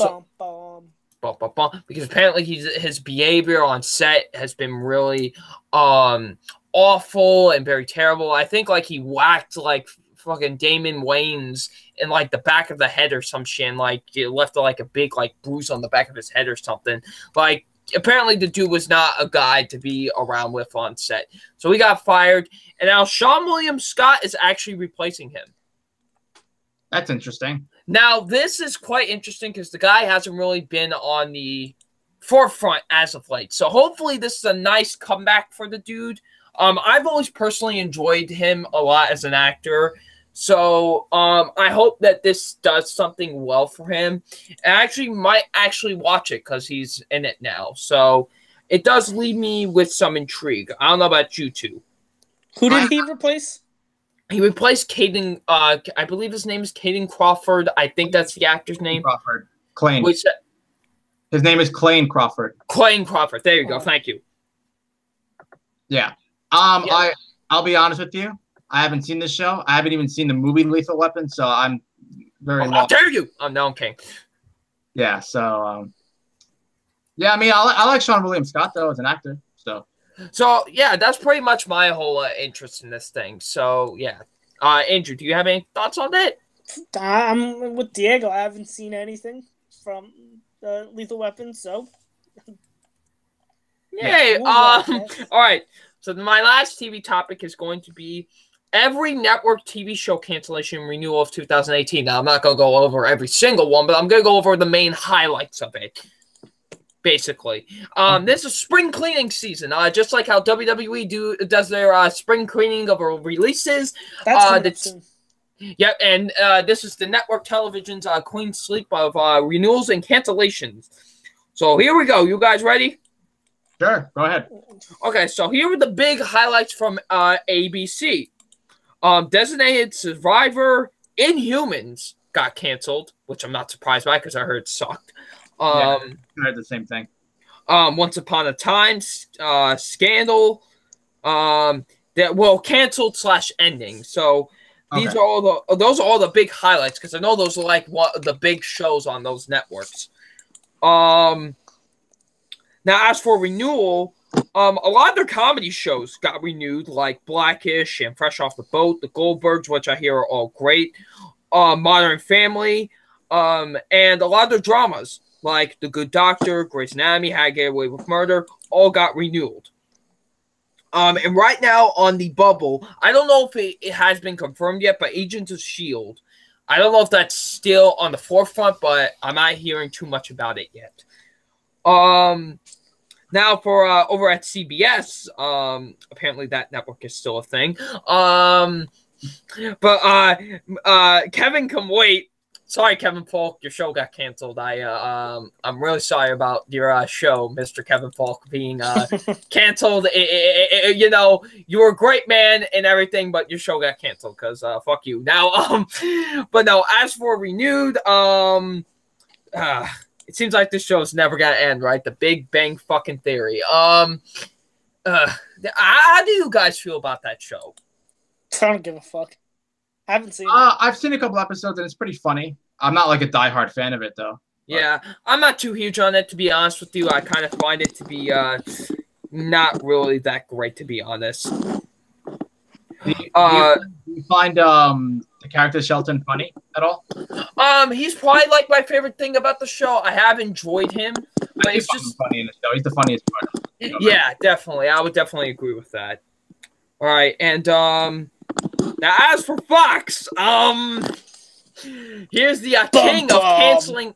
Here's the king of canceling all of their shows. We got Brooklyn Nine-Nine, which actually got renewed back at NBC, thank God. The Exorcist, which I hear was actually pretty good. I heard that show was actually pretty frightening. Last Man on Earth. This makes me actually really sad. I actually quite like this show a lot. I will admit I haven't watched it in a very long time, but I did quite like the show a lot. So I'm pretty sad that got canceled, honestly. After 4 seasons, nonetheless. So yeah. Lucifer, which surprised me a lot, because I hear that show's a lot of fun too. So I'm surprised that got canceled. That's Fox, right? Yes, this is all Fox, right? Everything, every damn show they cancel. Dude, like I said, they're the kings of like canceling their programs. Yeah. And then for renewals, we got Gotham, Bob's Burgers, 911, Empire, Lethal Weapon, and The Orville.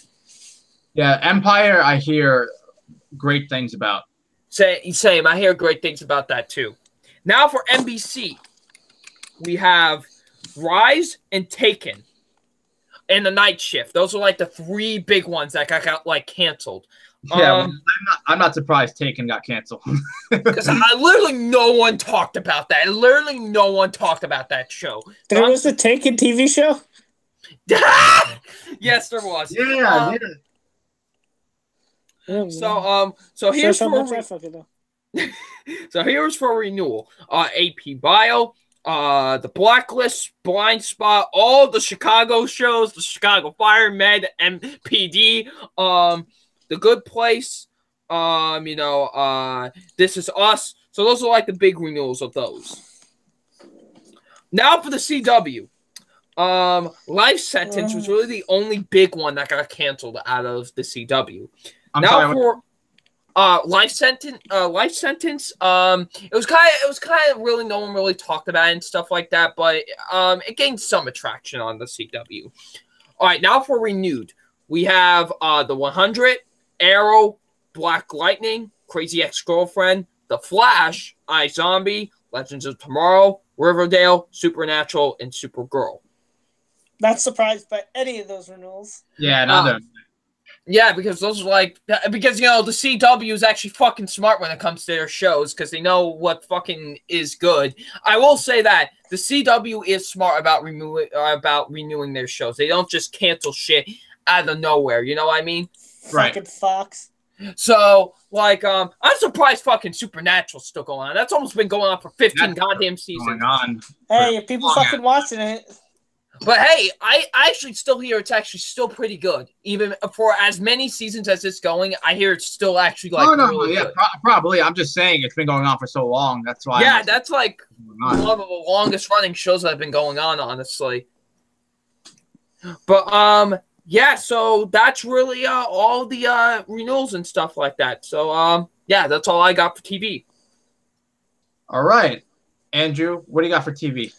I got 3 topics. The first one I want to go over quickly, but it's something that I really want to talk about because I love this show. But Rick and Morty has been they're doing 70 more episodes of that, so that's a lot of episodes, and I fucking love Rick and Morty, and I'm excited. I can't wait to see what's gonna happen. Oh yeah, me too. I love the show personally.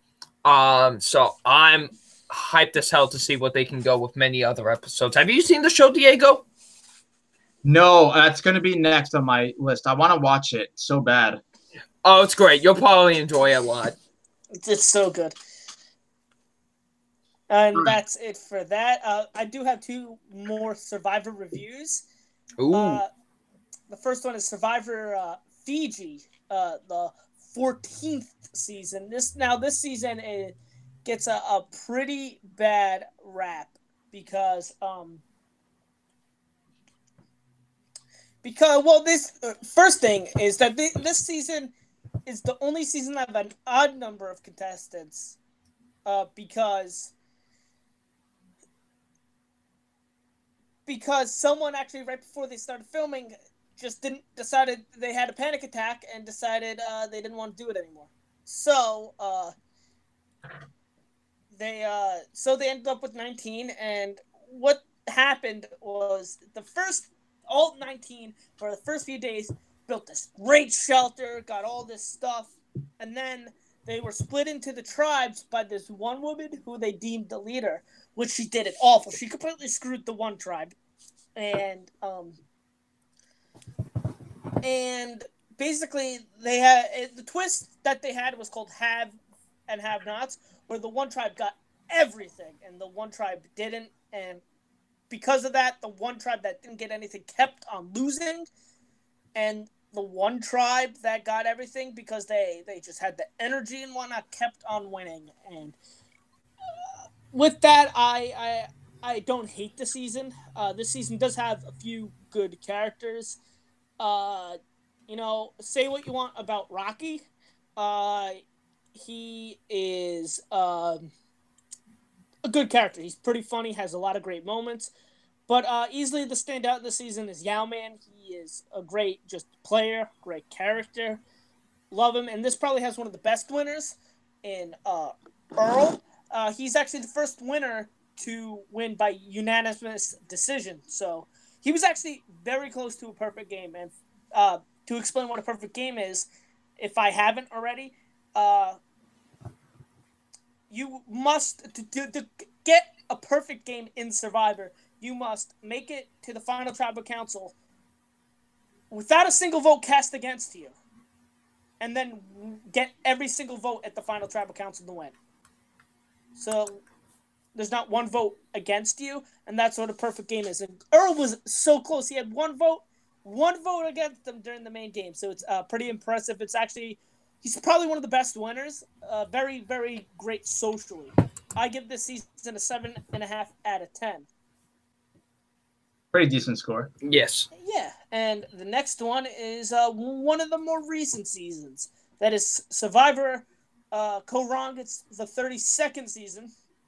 Now, all right, so this is actually, a lot of people really like this season, but what this season gets kind of bad rap for is the winner. The winner, Michelle, a lot of people felt she was undeserving. And I've always said that I never think that a winner is undeserving. Obviously, there are going to be stronger winners than others, but I never feel like a winner is undeserving because there's 39 days and they fit like 3 days into 1 hour of television. So there's a ton that we don't see. I think that someone did like a percentage of how much we actually see, and it doesn't even add up to 1%. That's how much we don't see.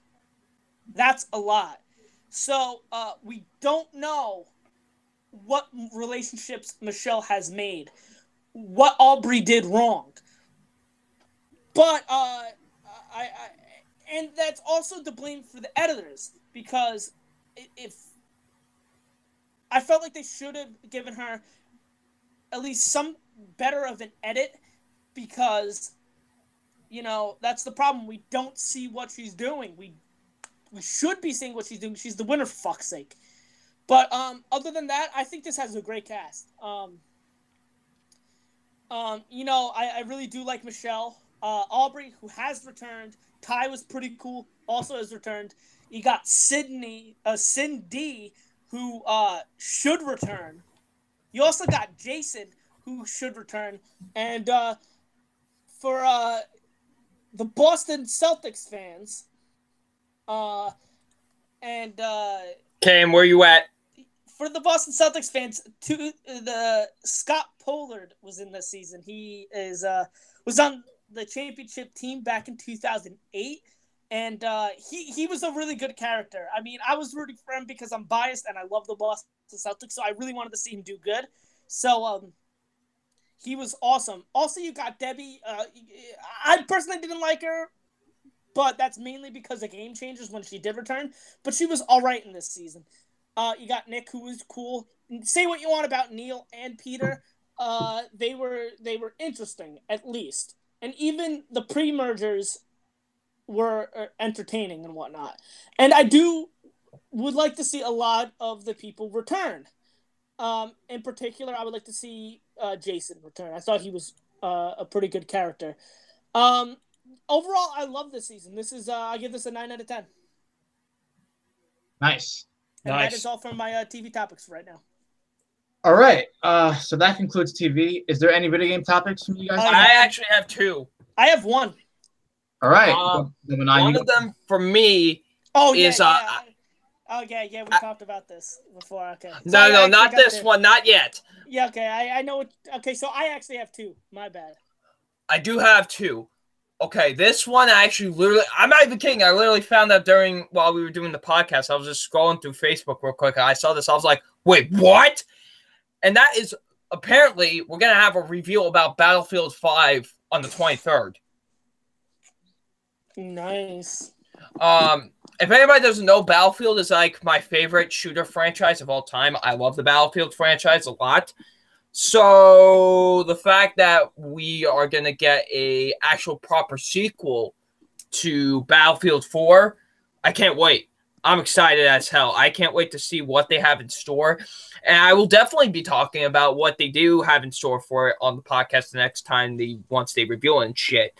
So yeah, I'm pretty excited. And the fact that just the announcement that we're having Battlefield 5 is awesome. I can't wait. So now my last video game topic is actually something me and Andrew are going to be discussing here. It's hashtag breaking news. Not really. We actually legit thought about this moments before the podcast. Yes, because 2K announced that WWE 2K19 will be coming out this fall, which is expected. And we were like, the cover superstar should be announced sometime within the next week or two, probably, right? Like around this time. It should be within the next month, at least. And we have some ideas of who we think should be on the cover. Now, for me, the only person I think really, truly deserves to be on the cover this year is AJ fucking Styles. I agree. I think it's pretty much all but confirmed. But you could never count out the big dog, Roman Reigns. You can never fucking count him out. I just think if it's not going to be AJ, it's going to be Roman. But I think it's going to be AJ.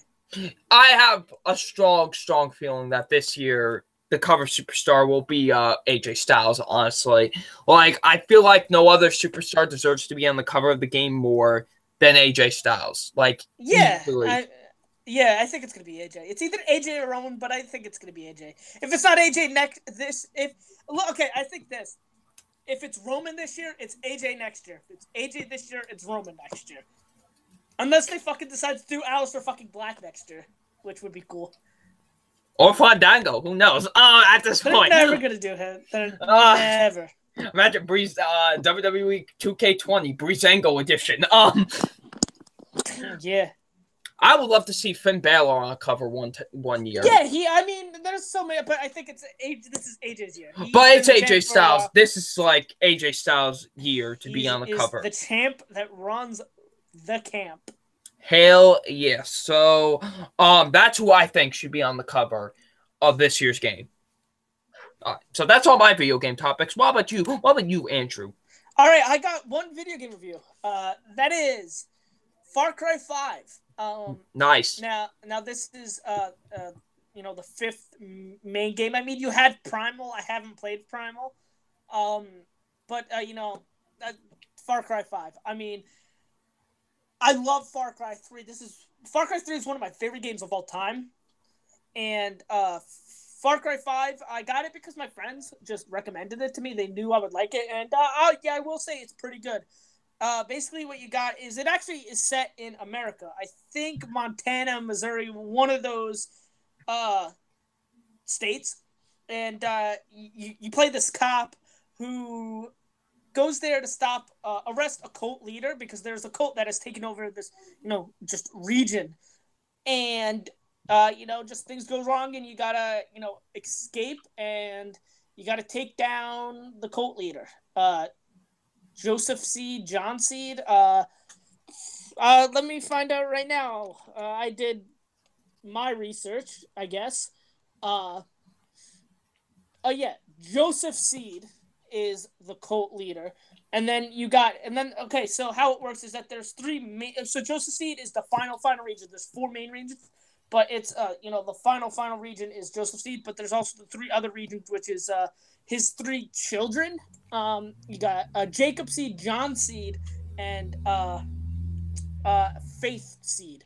So I really thought that was interesting. You had to go to one region and build up the resistance there and take down that boss, and you just go through, and then finally get to Joseph Seed. I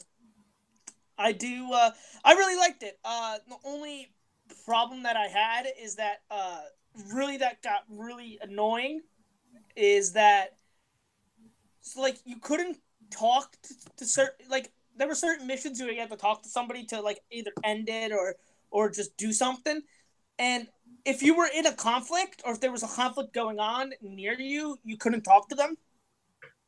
So sometimes it was annoying that enemies would randomly spawn near that area, and then all of a sudden a conflict would start, and you would just have to take care of that, and it was annoying because it would happen more often than I wanted it to.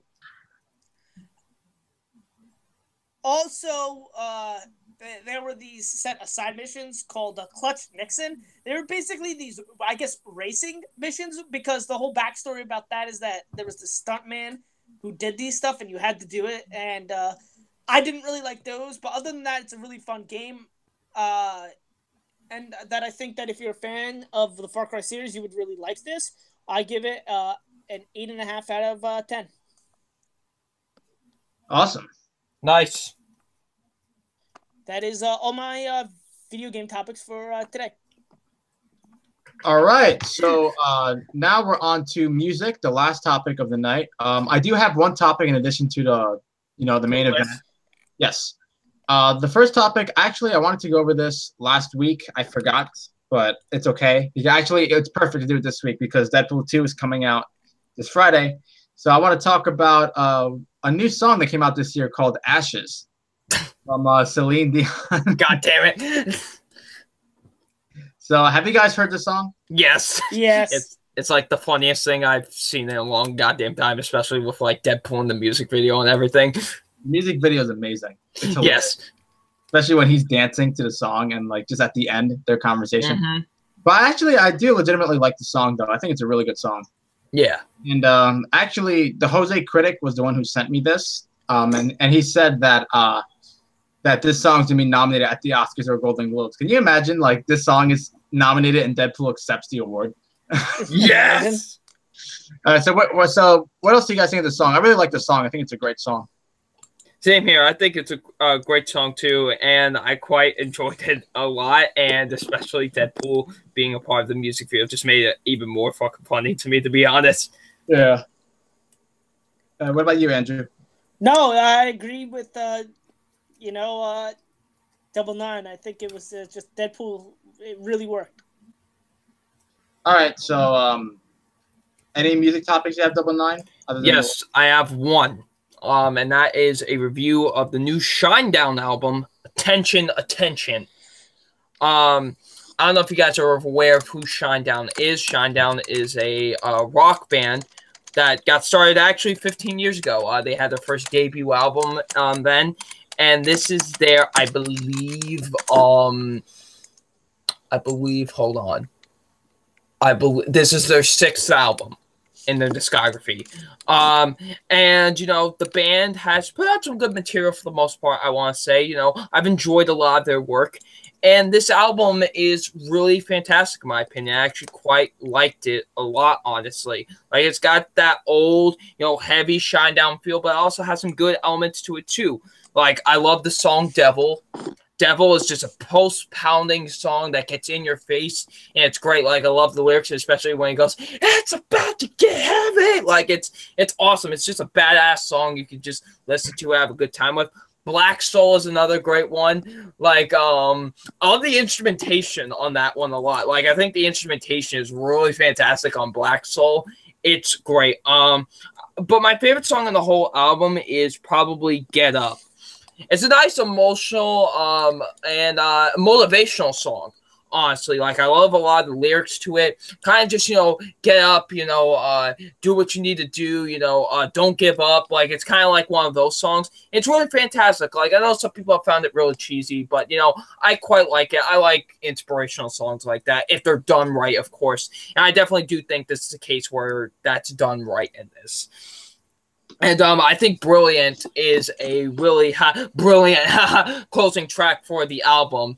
And I do think it's, but in all seriousness, it actually does end the album on a pretty good note. Starts off very slow, but gets really fast and intense really quick. And I would highly recommend this album to the both of you and to everyone else.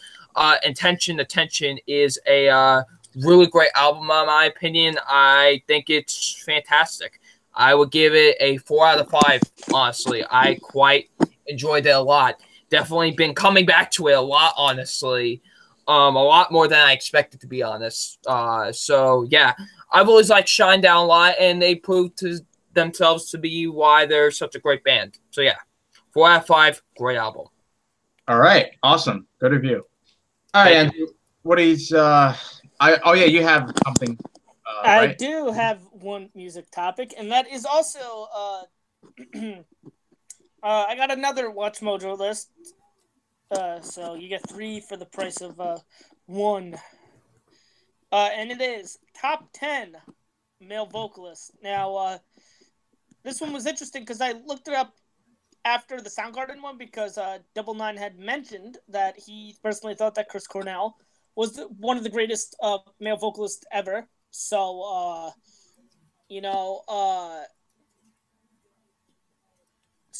was just curious. So I watched this and, I decided to go over it because I thought it was a pretty interesting list. All right. Coming in number 10 is Peter Gabriel. Ooh, nice. I like that choice. Peter Gabriel is a great artist. All right. What do you think about that choice, Diego? Yeah, I mean, I can understand why he's on the list. All right. Yeah. I'm okay with that choice. Coming in at number 9, Stevie Wonder. Yeah, I agree. He's great. Number 8 is Elton John.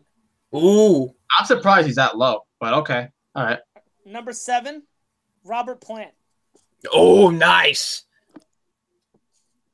Number 6, Marvin Gaye. Yeah, okay. He's great. Number 5, Bruce Dickinson. I feel like that name sounds familiar. He's the singer of Iron Maiden. Oh, that's right. Gotcha. Okay. Coming in at number 4, Ray Charles. Ooh. You know, I still have yet to see the movie with Jamie Foxx. Yeah, I gotta see that. That's something I have to see. Yeah. Number 3, Michael Jackson. Ooh. Love that choice. Love that choice. Number 2, Elvis Presley. Okay. I think I know who. Wait, I think I know who number 1 is. Okay, but we do got some honorable mentions. Paul McCartney, Frank Sinatra, Ronnie James Dio, Chris Cornell, and Lou Gramm and Sting. Number 1, rightfully so, is Freddie Mercury. I figured he'd be number 1. Yeah. Okay, there's one bullshit. There's one bull. Where the fuck is Jeff Buckley? That was the guy I was talking about that should be on this list. I was really, I think, because, okay, so I watched the video, and they, mentioned that, like, it should be like, oh, it's based off of this, and they mentioned all the things and range, and I'm really surprised that Billy Joel wasn't at least an honorable mention for the simple fact that, like, his range, he's a phenomenal singer, but they're like, oh, we take in, range, and, like, Billy Joel's range is fantastic, but just Billy Joel is probably, I think Billy Joel should be in the top 5. Easily, for me at least. But I'm upset Billy Joel's not on this list, and,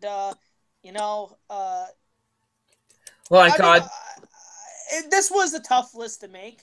Oh, yeah, because it's male vocalists of all time, yeah. Yeah. So, I mean, like, I'm not, I just wish Billy Joel was on the list. I just really wish, personally for me, Jeff Buckley was on this list because the dude has... And Prince, too. I don't know where Prince was. I would have put Elton John higher. Oh, and want to know who else should have been on this list? George Michael.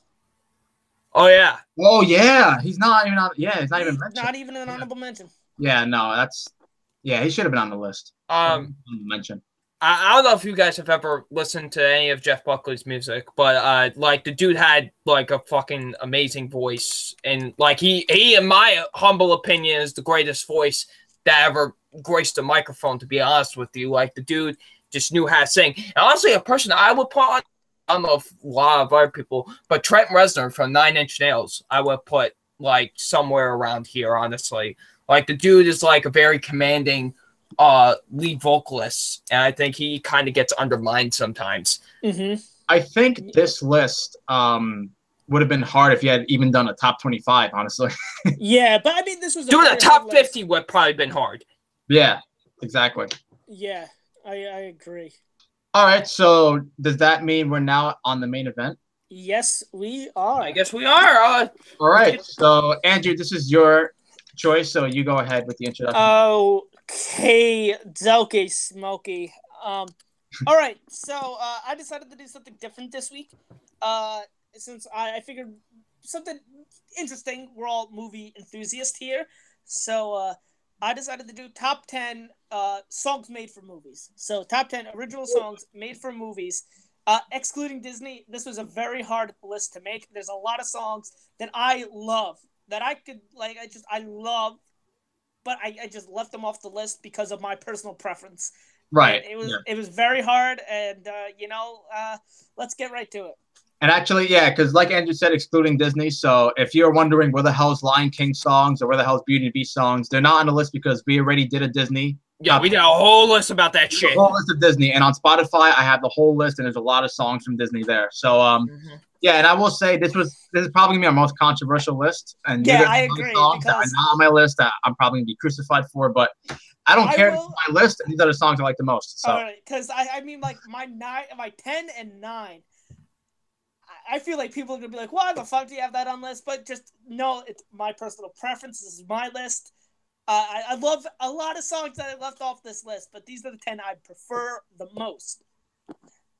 All right, Andrew. So you get started with your number 10, then I'll go, then Double Nine goes, and then same old shit. Like if we have the same number, whatever, join in. All right. Time for my first what the fuck pick.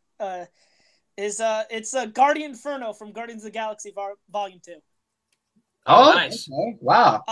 Yeah, no, I love this song. I love, how it starts. It's a very happy song, and it starts with, the trumpets in the beginning, and I love the instrumentation in this is what really drives this, and I just love it has a funk to it, and I really like it.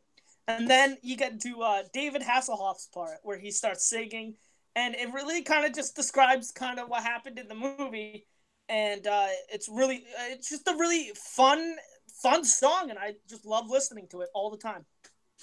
All right. Nice. My number 10 is an Oscar-winning song, "Lose Yourself" from 8 Mile. Ooh, Thank nice. God you had this, because this is one of those songs that I just couldn't put on here. Look, I haven't seen 8 Mile in years. It's been a while since I've seen it, but I love Eminem. I think he's a great rapper, and this is absolutely one of his best songs.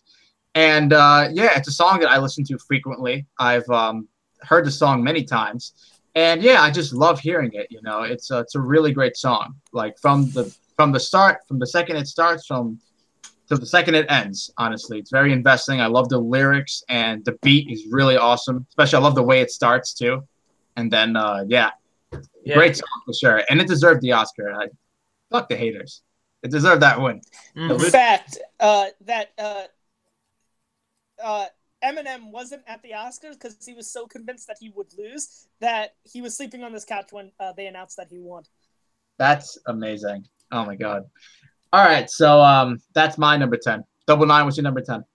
My number 10 is Exit Music for a Film by Radiohead for the 1996 version of Romeo and Juliet. Oh, nice. Radiohead, very famous band. They were approached to do a song for the movie, and this is not actually on the actual soundtrack for the film, but this was made for the end credits for this film. Hence the title, Exit Music for a Film. And it's really great. It has some great bass verbs to it. It's really fantastic. I think Tom York really sounds amazing on the song. It really sends a glimmering depression to the end credits and really adds to a lot of it. So, which Romeo and Juliet film again? The Leonardo DiCaprio one. Oh, okay. All right. Yeah, okay. That makes sense. Yeah. So that is my number 10, Exit Music for a Film by Radiohead. All right, Andrew, what's your number 9? My number 9 is my second "What the fuck is this?" doing on here list, but I love this song a lot. It's "Far From Over" from Frank Stallone from the movie Staying Alive. Okay. This song, I love this fucking song so fucking much. I love, it starts off with the piano and, with, I guess the trumpets and the piano in the beginning. It's really, just grabs your attention. And, it's just a fantastic song, a very catchy song, very fun song, and one that I just want to groove out to, rock out to. Is that the movie with John Travolta? Yes, it has John Travolta in it. It's directed by... I've never seen it. It's directed by Sylvester Stallone. But, okay. Yeah, I've never even heard of the song, so I guess I'll have to listen to it when I do the playlist. I really enjoy the song a lot. So. Okay. Yeah, no, I've never heard of the song, so I'll have to give it a listen. All right, my number 9 is a very popular song. It was a very big hit when it came out, and it's a song written for a movie, obviously. The song is "Staying Alive" by the B's and the G's for Saturday Night Fever. Again, a song that just missed my list. Well, I love this song. This is a song that really gets you in the mood, and the beat is just amazing. Yes. And, yeah, just consistently, I'm just like listening to the song. And as it goes on, it just gets better and better for me. And the B's and the G's, they're like one of, I don't know if I could say one of my favorites, but out of all the songs I've heard, I really loved. Like, I've only heard like a select few. I should probably listen to like more of their stuff, but this is definitely one of the best songs I've heard from them. Definitely a song that gets you in the groove. And like I said, it was a big hit when it came out. I think it was number 1 on the Billboard for like a while too. And plus, the song you do hear occasionally on the radio still, and it still holds up. So, yep, "Staying Alive" is my number 9 from Saturday Night Fever. Nice. All right, my number 9 is "Gangster's Paradise" by Cool. Yes, yes. Man, you guys are making me so happy with these lists. Oh wait, did I skip your turn? No, you didn't skip my turn. We're on number 9. Oh yeah, because it's Andrew's choice. Yeah, that's right. I'm Yes. sorry. Double But Nine. Thank you so Gangsta's much. Paradise by Coolio. This is one of the most chill, relaxing songs ever. Like, I love this song. Like, just when you're when you're yes, Caden's messaging me, Gangsta's Paradise. Yes, I love this song. This song is just like one of those ones you could just roll the windows down and just drive past like a speeding freeway. It's great. Like, I love it a lot. I like the lyrics. It's such a weird song for a movie like Dangerous Minds, but it kind of works. But I really love it a lot. It's definitely a song that I constantly listen to. And yeah, so that's my number 9. All right. Wow, nice choice. And the movie is Dangerous Minds, right? Yes, Dangerous Minds. Okay. All right, cool. So, Andrew, what's your number 8? My number 8 is from a movie that came out not so long ago, and that is from Sing Street. It is Drive It Like You Stole It. That's my number 8 as well. Nice. Yeah. So, all right, let's talk about it. I fucking this song. I mean, just the whole soundtrack of Sing Street just gets me so happy. But this song in particular just gets me so happy and just it has so much emotion to it. And I love the way it starts with the keyboard, and the bass comes in, and then the drums, and just the instrumentation is fantastic. The singing in this is fantastic, and just everything about this movie, this song is fantastic. Yes. Now, this is easily the most popular song off of the Sing Street soundtrack, but I don't give a shit because it's the best one. It's it was nominated for Best Original. Was it nominated, I think? No, it wasn't. Nope. It's one of the biggest snubs of the decade, in my opinion. Was it not being nominated. And just from the second it starts, it's just this is the definition of a catchy ass song. Like, it's so catchy, it's so full of energy, and the scene in the movie is great too. Like when they're all dressed in red and they're all like on the stage. It's a dream sequence. I love this song, and to me, it's easily probably the biggest snub in terms of like music, original songs of like the decade. Honestly, because the fact that it wasn't nominated, especially considering how great the songs are, even if you didn't nominate that, you could have nominated Riddle the Model or Beautiful Sea. I think that's the name of the song. But Brown Shoes was great. Girl, Shoes. All the songs are great in that soundtrack. Yeah, and to me, this is the best. I don't care if it's the most popular one. It's the most popular one for a reason, and it's a really great tune. So, Drive It Like You Stole It. Mine and Andrew's number 8. All right, my number 8 is I Believe I Can Fly from Space. Yeah, that's a great choice. From Space Jam. From the timeless classic. Hey, I love Space Jam. Hey. Yeah, I do too. Okay, fuck everybody, and because that movie is fun to watch. I don't care. You had to just grow up in the right time. But I Believe I Can Fly by R. Kelly is a great song. It really is. This has always been one of my favorite songs, no matter what, if it was a part of the Space Jam soundtrack or not. It's just a really great song. Like, I love how it starts off, with just very simmering, and then you get into the lyrics and all that. It has one of my favorite choruses of all time. I love it. I believe I can fly. Like, it's great. I love the song so much, and the fact that I came off the fucking Space Jam soundtrack of all things is quite amazing. Yes, I agree. All right, Andrew, what's your number 7? My number 7 is also from a movie that came out 2 years ago. That would be La La Land, and that is Another Day of Sun. Awesome. This is personally my favorite song in terms of movies from that year, but again, the La La Land soundtrack is fantastic. But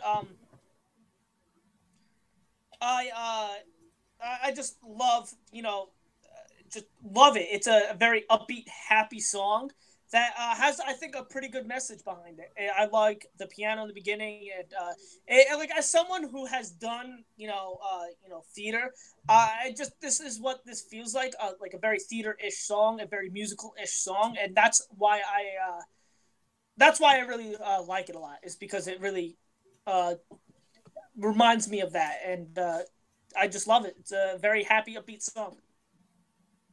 My number 7 is The Power of Love from Back to the Future. Ooh. Yeah, this is a really great song. Like again, another song with just a lot of energy, and it's just so great to listen to. And yeah, I mean, it's a classic. It's a classic song, and as well as the movie. And I can't believe it didn't win Best Original Song at the Oscars. Oh yeah, That's just crazy. But no, one of the biggest snubs ever. Yeah, no, I do love the song. It's just like I said, so much energy, and it's just really great. Just fun to listen, and a very fun song too. Just everything about it is really cool. So, The Power of Love, my number 7. All right, my number 7 is Everything is Awesome by Tiga and Sarah featuring The Lonely Island from the Lego Movie. Nice, man. This is great. Like, how could you not love this song? Like, it's just like everything is awesome. Like, it fits so well with the movie, and it's just an awesome upbeat song to listen to. And I love it a ton. Like, I always come back to the song. It's probably maybe my favorite original song of the decade, to be honest with you. It's just, wow, okay. Like, it's just because of how well it fits the movie. You know what I mean? Like, it fits so keenly with the film, and it's amazing. I love it a ton. Yeah. All right. What's your number 6, Andrew? My number 6 is from Rocky 3. That is Eye of the Tiger. Nice. Awesome choice. This is a rockin' song. I love the guitar in this, in the beginning. And then just a very, very much fits the Rocky movies. And it's a song that is very inspirational, but also very awesome to listen to. Yep. All right. Number 6, Double Nine mentioned it. I Believe I Can Fly. Yes! Space Jam. Okay, say what you want about that movie. You hate it, love it, whatever. It had a damn great soundtrack. Yes, it did. Actually, Sammy mentioned it in a live chat. Fly Like an Eagle, that's a great song. But if you ask me between the two, I prefer I Believe I Can Fly. Because honestly, it's a beautiful song. I mean, say what you want about R. Kelly. But I mean, the song is amazing, and I used to love hearing it when I was little. Because Space Jam is the type of movie that is one of the 2 movies that I'd watch on repeat over and over again when I was little. I mean, yes, is it the best movie in terms of execution? No, but like it has a special place in my heart. And it's a fun movie to watch. Yeah, and I love the song too. The song is really terrific, like it's all around, and the chorus sounds amazing, and it's just a really nice song to listen to. So. That's why it's my number 6. I Believe I Can Fly from Space Jam. All right. My number 6 is I Don't Want to Miss a Thing by Aerosmith from Armageddon. Nice, man. Armageddon, the movie that is in the Criterion Collection, Mr. Caden LaPlante, and he has it. So, but the song though, is amazing.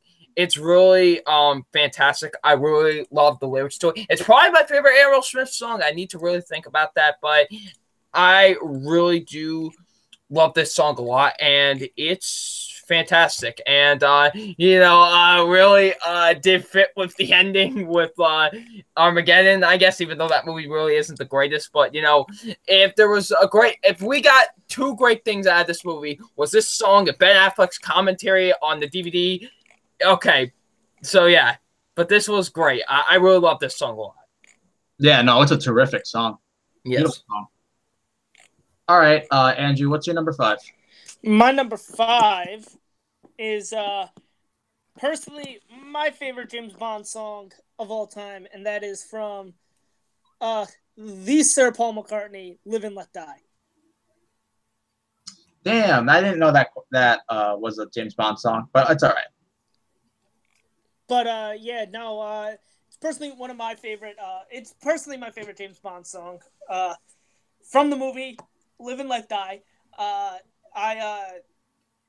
Really, Paul McCartney. I mean, as we mentioned before, is arguably one of the best male singers of all time, and I just love this. Has a James Bond feel to it, and it just I love the singing in it, and just the instrumentation. I think is what really drives this song. Oh yeah, And I've seen Paul McCartney play this in concert, and it's one of the greatest things, honestly. All right. My number 5 is from the movie La La Land. It's my personal favorite off the soundtrack. It's not Another Day of Sun, even though it's a really terrific song. My number 5 is Someone in the Crowd. Someone in the Crowd is an incredible song, I think. I think it's the best song of the soundtrack, and it's one of my favorite sequences of the movie. What I love so much about the song is the meaning to it. It really foreshadows actually the third act of the movie, when in regards to Emma Stone's character, when, she auditions and all that kind of stuff. It's really terrific.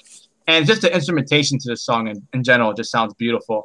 I love the part specifically in the third act where near the end of the song where it starts going slow, then it casually just builds up to, just an epic thing, and it's just really great to listen to. Yeah, I love this song so much. And just the La La Land songs in general. But that's my personal favorite. So Someone in a Crowd is my number 5. All right, my number 5 is Falling Slowly by Glenn Henshrin. I don't even know how to say his last name, but I believe this is from the movie.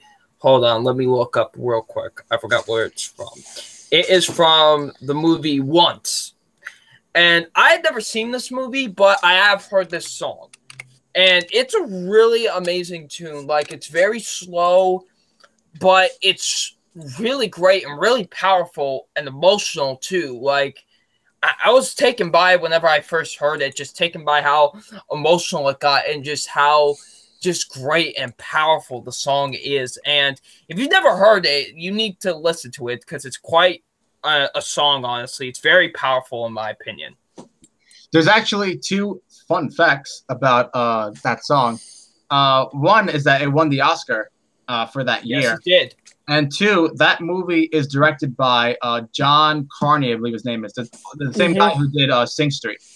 Ooh, nice. Yeah, I want to see Once, though, because I love Sing Street and Begin Again.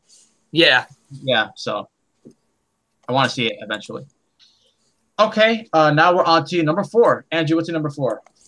My number 4 is from one of my personal favorite movies of all time, Ghostbusters. And that is the song Ghostbusters. Nice. Which version? Please clarify which version. Because we all need the clarification on what fucking Ghostbusters song I fucking love. It's the original one that Ray Parker Jr. did. Okay, good. It's sorry that I caused so much fucking confusion. Yeah, exactly. Hey, you might prefer the Fall Out Boy version. No one knows. Hey, Walk the Moon did, a version that should have been the theme, but yes, my business. But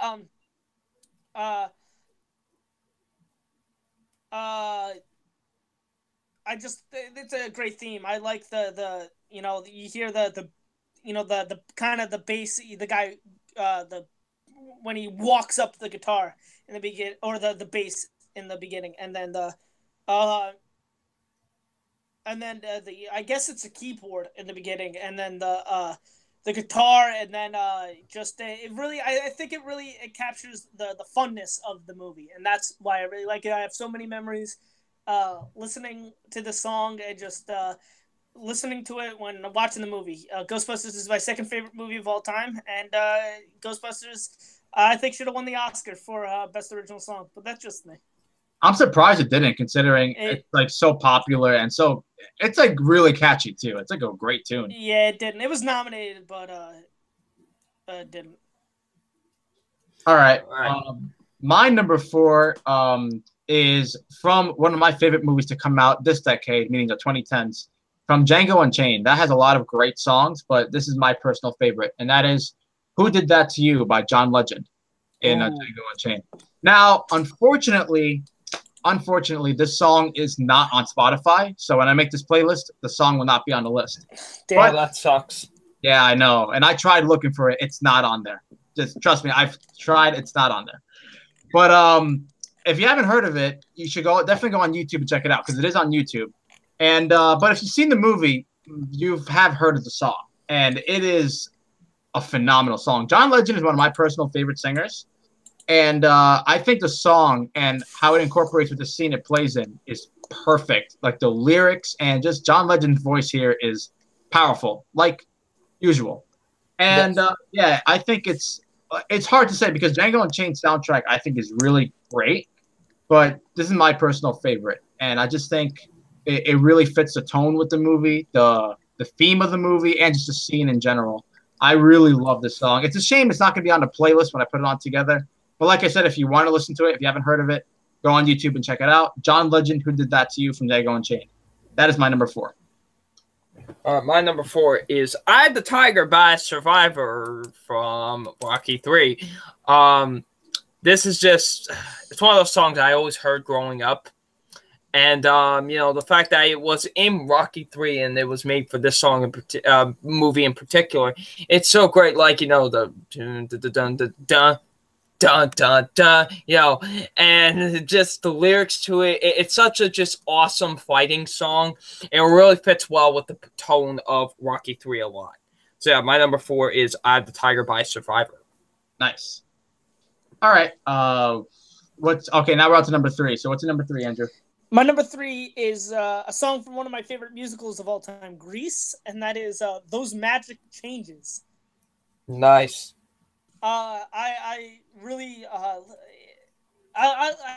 mean I really like the style. It's, fits the kind of era that this movie kind of took place in, and the singing in this is phenomenal. I don't know who sang this, but I know the character who does sing it in the movie is Duty. But just the singing in this is really great. I love like I said, it's like a 50s kind of style of music, and I love the guitar and the singing and the lyrics, and I just really love the scene in this movie. Yes. Nice. All right. My number 3 is a James Bond song, Skyfall, from Skyfall. Nice. This is by far my favorite song from Adele. Now, I'm not the biggest fan of her. I don't think she's bad at all. I'm not like the biggest fan of her, but this is easily my favorite song from her. Like, same here. I agree, actually. Love this song so much.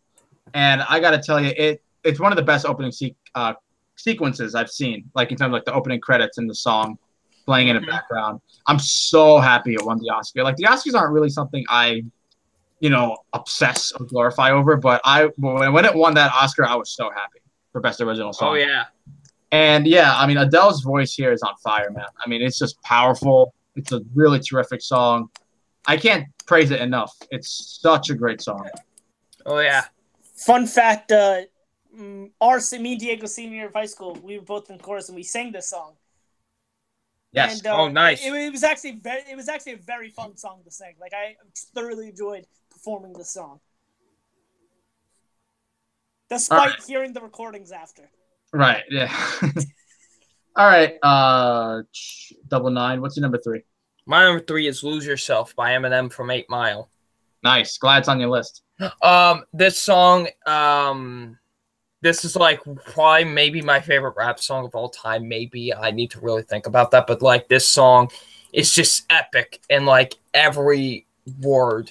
Like, here you get that little piano intro, and then you hear kind of what is like the mixing and stuff like that, and you hear those lyrics of "Look, if you had," like, and it just starts off, and it's just so like in your face and just, so amazing, man. Like, it really fits with the tone of 8 Mile and just everything that Eminem had been through at that point. And it's amazing. It's such an incredible song, in my opinion. And I'm so happy that I did win the Oscar, because no other song I think that was nominated for that year really deserved it more. So, yeah, "Lose Yourself" by Eminem is my number 3. All right. Now we're on to number 2. We're very close to number 1. All right. What's your number 2, Andrew? All right. My number 2 is from my favorite musical of all time, and the song would be "Footloose" from you guessed it, Footloose. Yeah, that barely missed my list. That's a really great one. I'm a big fan of Kenny Loggins, but just I'm so glad he did the soundtrack, and I'm so upset because I wanted to include one Footloose song on this list, and I could have included so many because I love Footloose. I love the soundtrack. I'm Free. I also wanted to include, but just barely missed it. Also by Kenny Loggins, and Danger Zone is another one that I've really wanted to put on by Kenny Loggins, but it just missed. But anyway, Footloose, I love.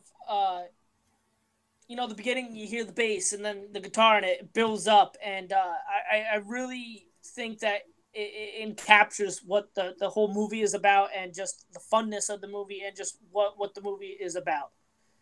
But Footloose is my favorite musical of all time, and this is one of my favorite original songs. This also another song that didn't win the Oscar, which is a damn shame. Damn. All right, my number 2. Both of you guys mentioned it. Eye of the Tiger from Rocky 3. Nice. Yes, this is an awesome song. Like, this is a song that gets me in the mood every time. Like, you just want to, like, dance to it. It's a great workout song, too. Oh, yeah, absolutely. Yeah, and it fits with the movie really well, too. Like, perfectly, if you ask me. Oh, yeah. You guys pretty much said it all. But it's a song I've heard. It's funny. I've heard this song a lot of times, especially when I used to work at a supermarket. They played a song over and over again, but I never got tired of it. Like, I actually... Still, even hearing it after hundreds of times, I still immensely enjoy it. And you guys said it all. You guys mentioned it, so that's my number 2. Eye of the Tiger. My number 2 is Ghostbusters by Ray Parker Jr. from, well, you guessed it, Ghostbusters. Yeah, this song. Who the fuck doesn't love this song? To be honest with you, who doesn't? Like, it's just so awesome. You know, you have the down. Like, it's great. Like, it gets you so in the mood. Like, it's one of the rare songs where I know almost all the lyrics to it. Like, I could just sing along to the song and have a good time with it. And, you hear this around, like, Halloween time all the time and stuff like that. But it's just a great song to play anytime, honestly. It's one of the best original songs ever written for a movie. So, yeah, my number 2 is Ghostbusters. Nice. Now we're on to the number 1 best original song.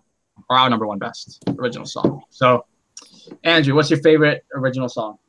My favorite original song made for a movie is a song, again, from one of my favorite movies of all time. It's a damn shame that this did not win the Oscar. Truly a shame. That is from Back to the Future. That is Power of Love. Nice. That's also my number 1. Nice. All right. All right, guys. Why is it your number 1? This is just a fantastic song.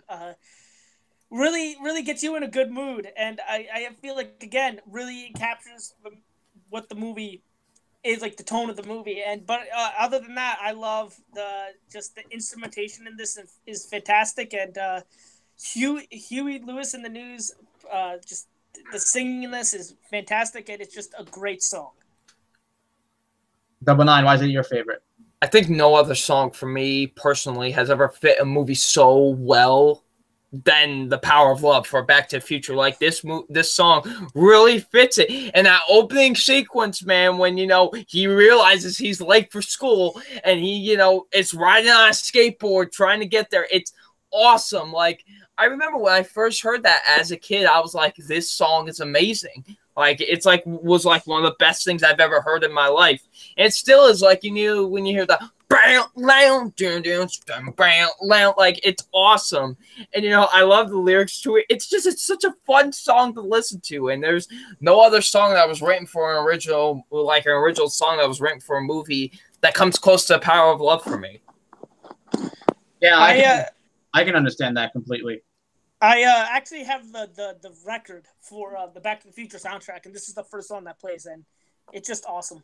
Nice. All right, my number 1 favorite song. None of you guys mentioned this, which is totally fine. But this is easily my favorite. Maybe because we hate it. Maybe. We'll find out. Okay, so my Hollywood celebrities, do they know things? Let's find out. The BoJack Horseman reference. Yes.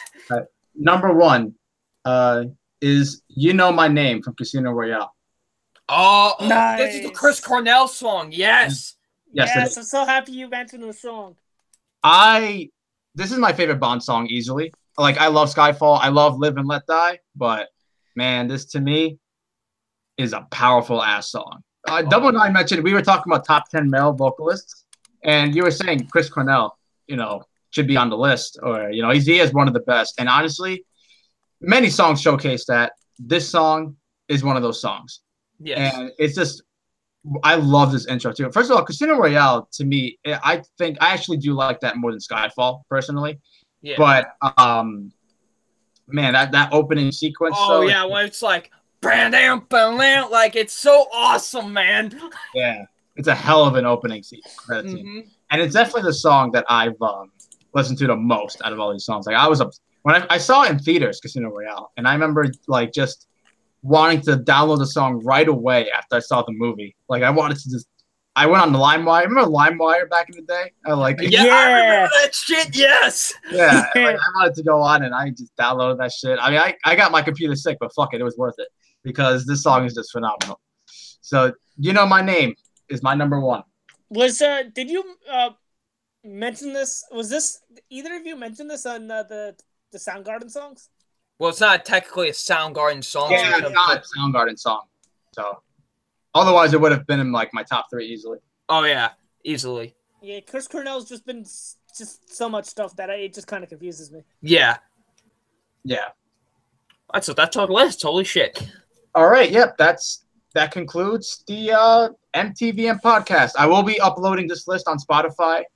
So if you don't follow me on Spotify, you want to hear this list, Decoya64 is my username, and I will have the MTVM's best original songs. So, yep. And like I said, that's the conclusion of the MTVM podcast, episode 24. Kind of a long episode, but we had a lot of topics, and yes. I thought it was a really good episode, honestly. So. Me too. I want to thank everyone in the live chat for participating. The live chat has been so active today. I've never seen the live chat this active. So a huge thank you to all of you for participating in the live chat and for watching 2 hours and 20 minutes of this show. It really means a lot. And do you guys have anything you want to? Oh yeah, actually, Andrew, since you're picking again the choice next week, which artist are we going to do top 10 of? Okay, my next artist is one that I've been wanting to do for a while, and I think it now is the perfect time to do it. It's a guy that I recently just saw in concert.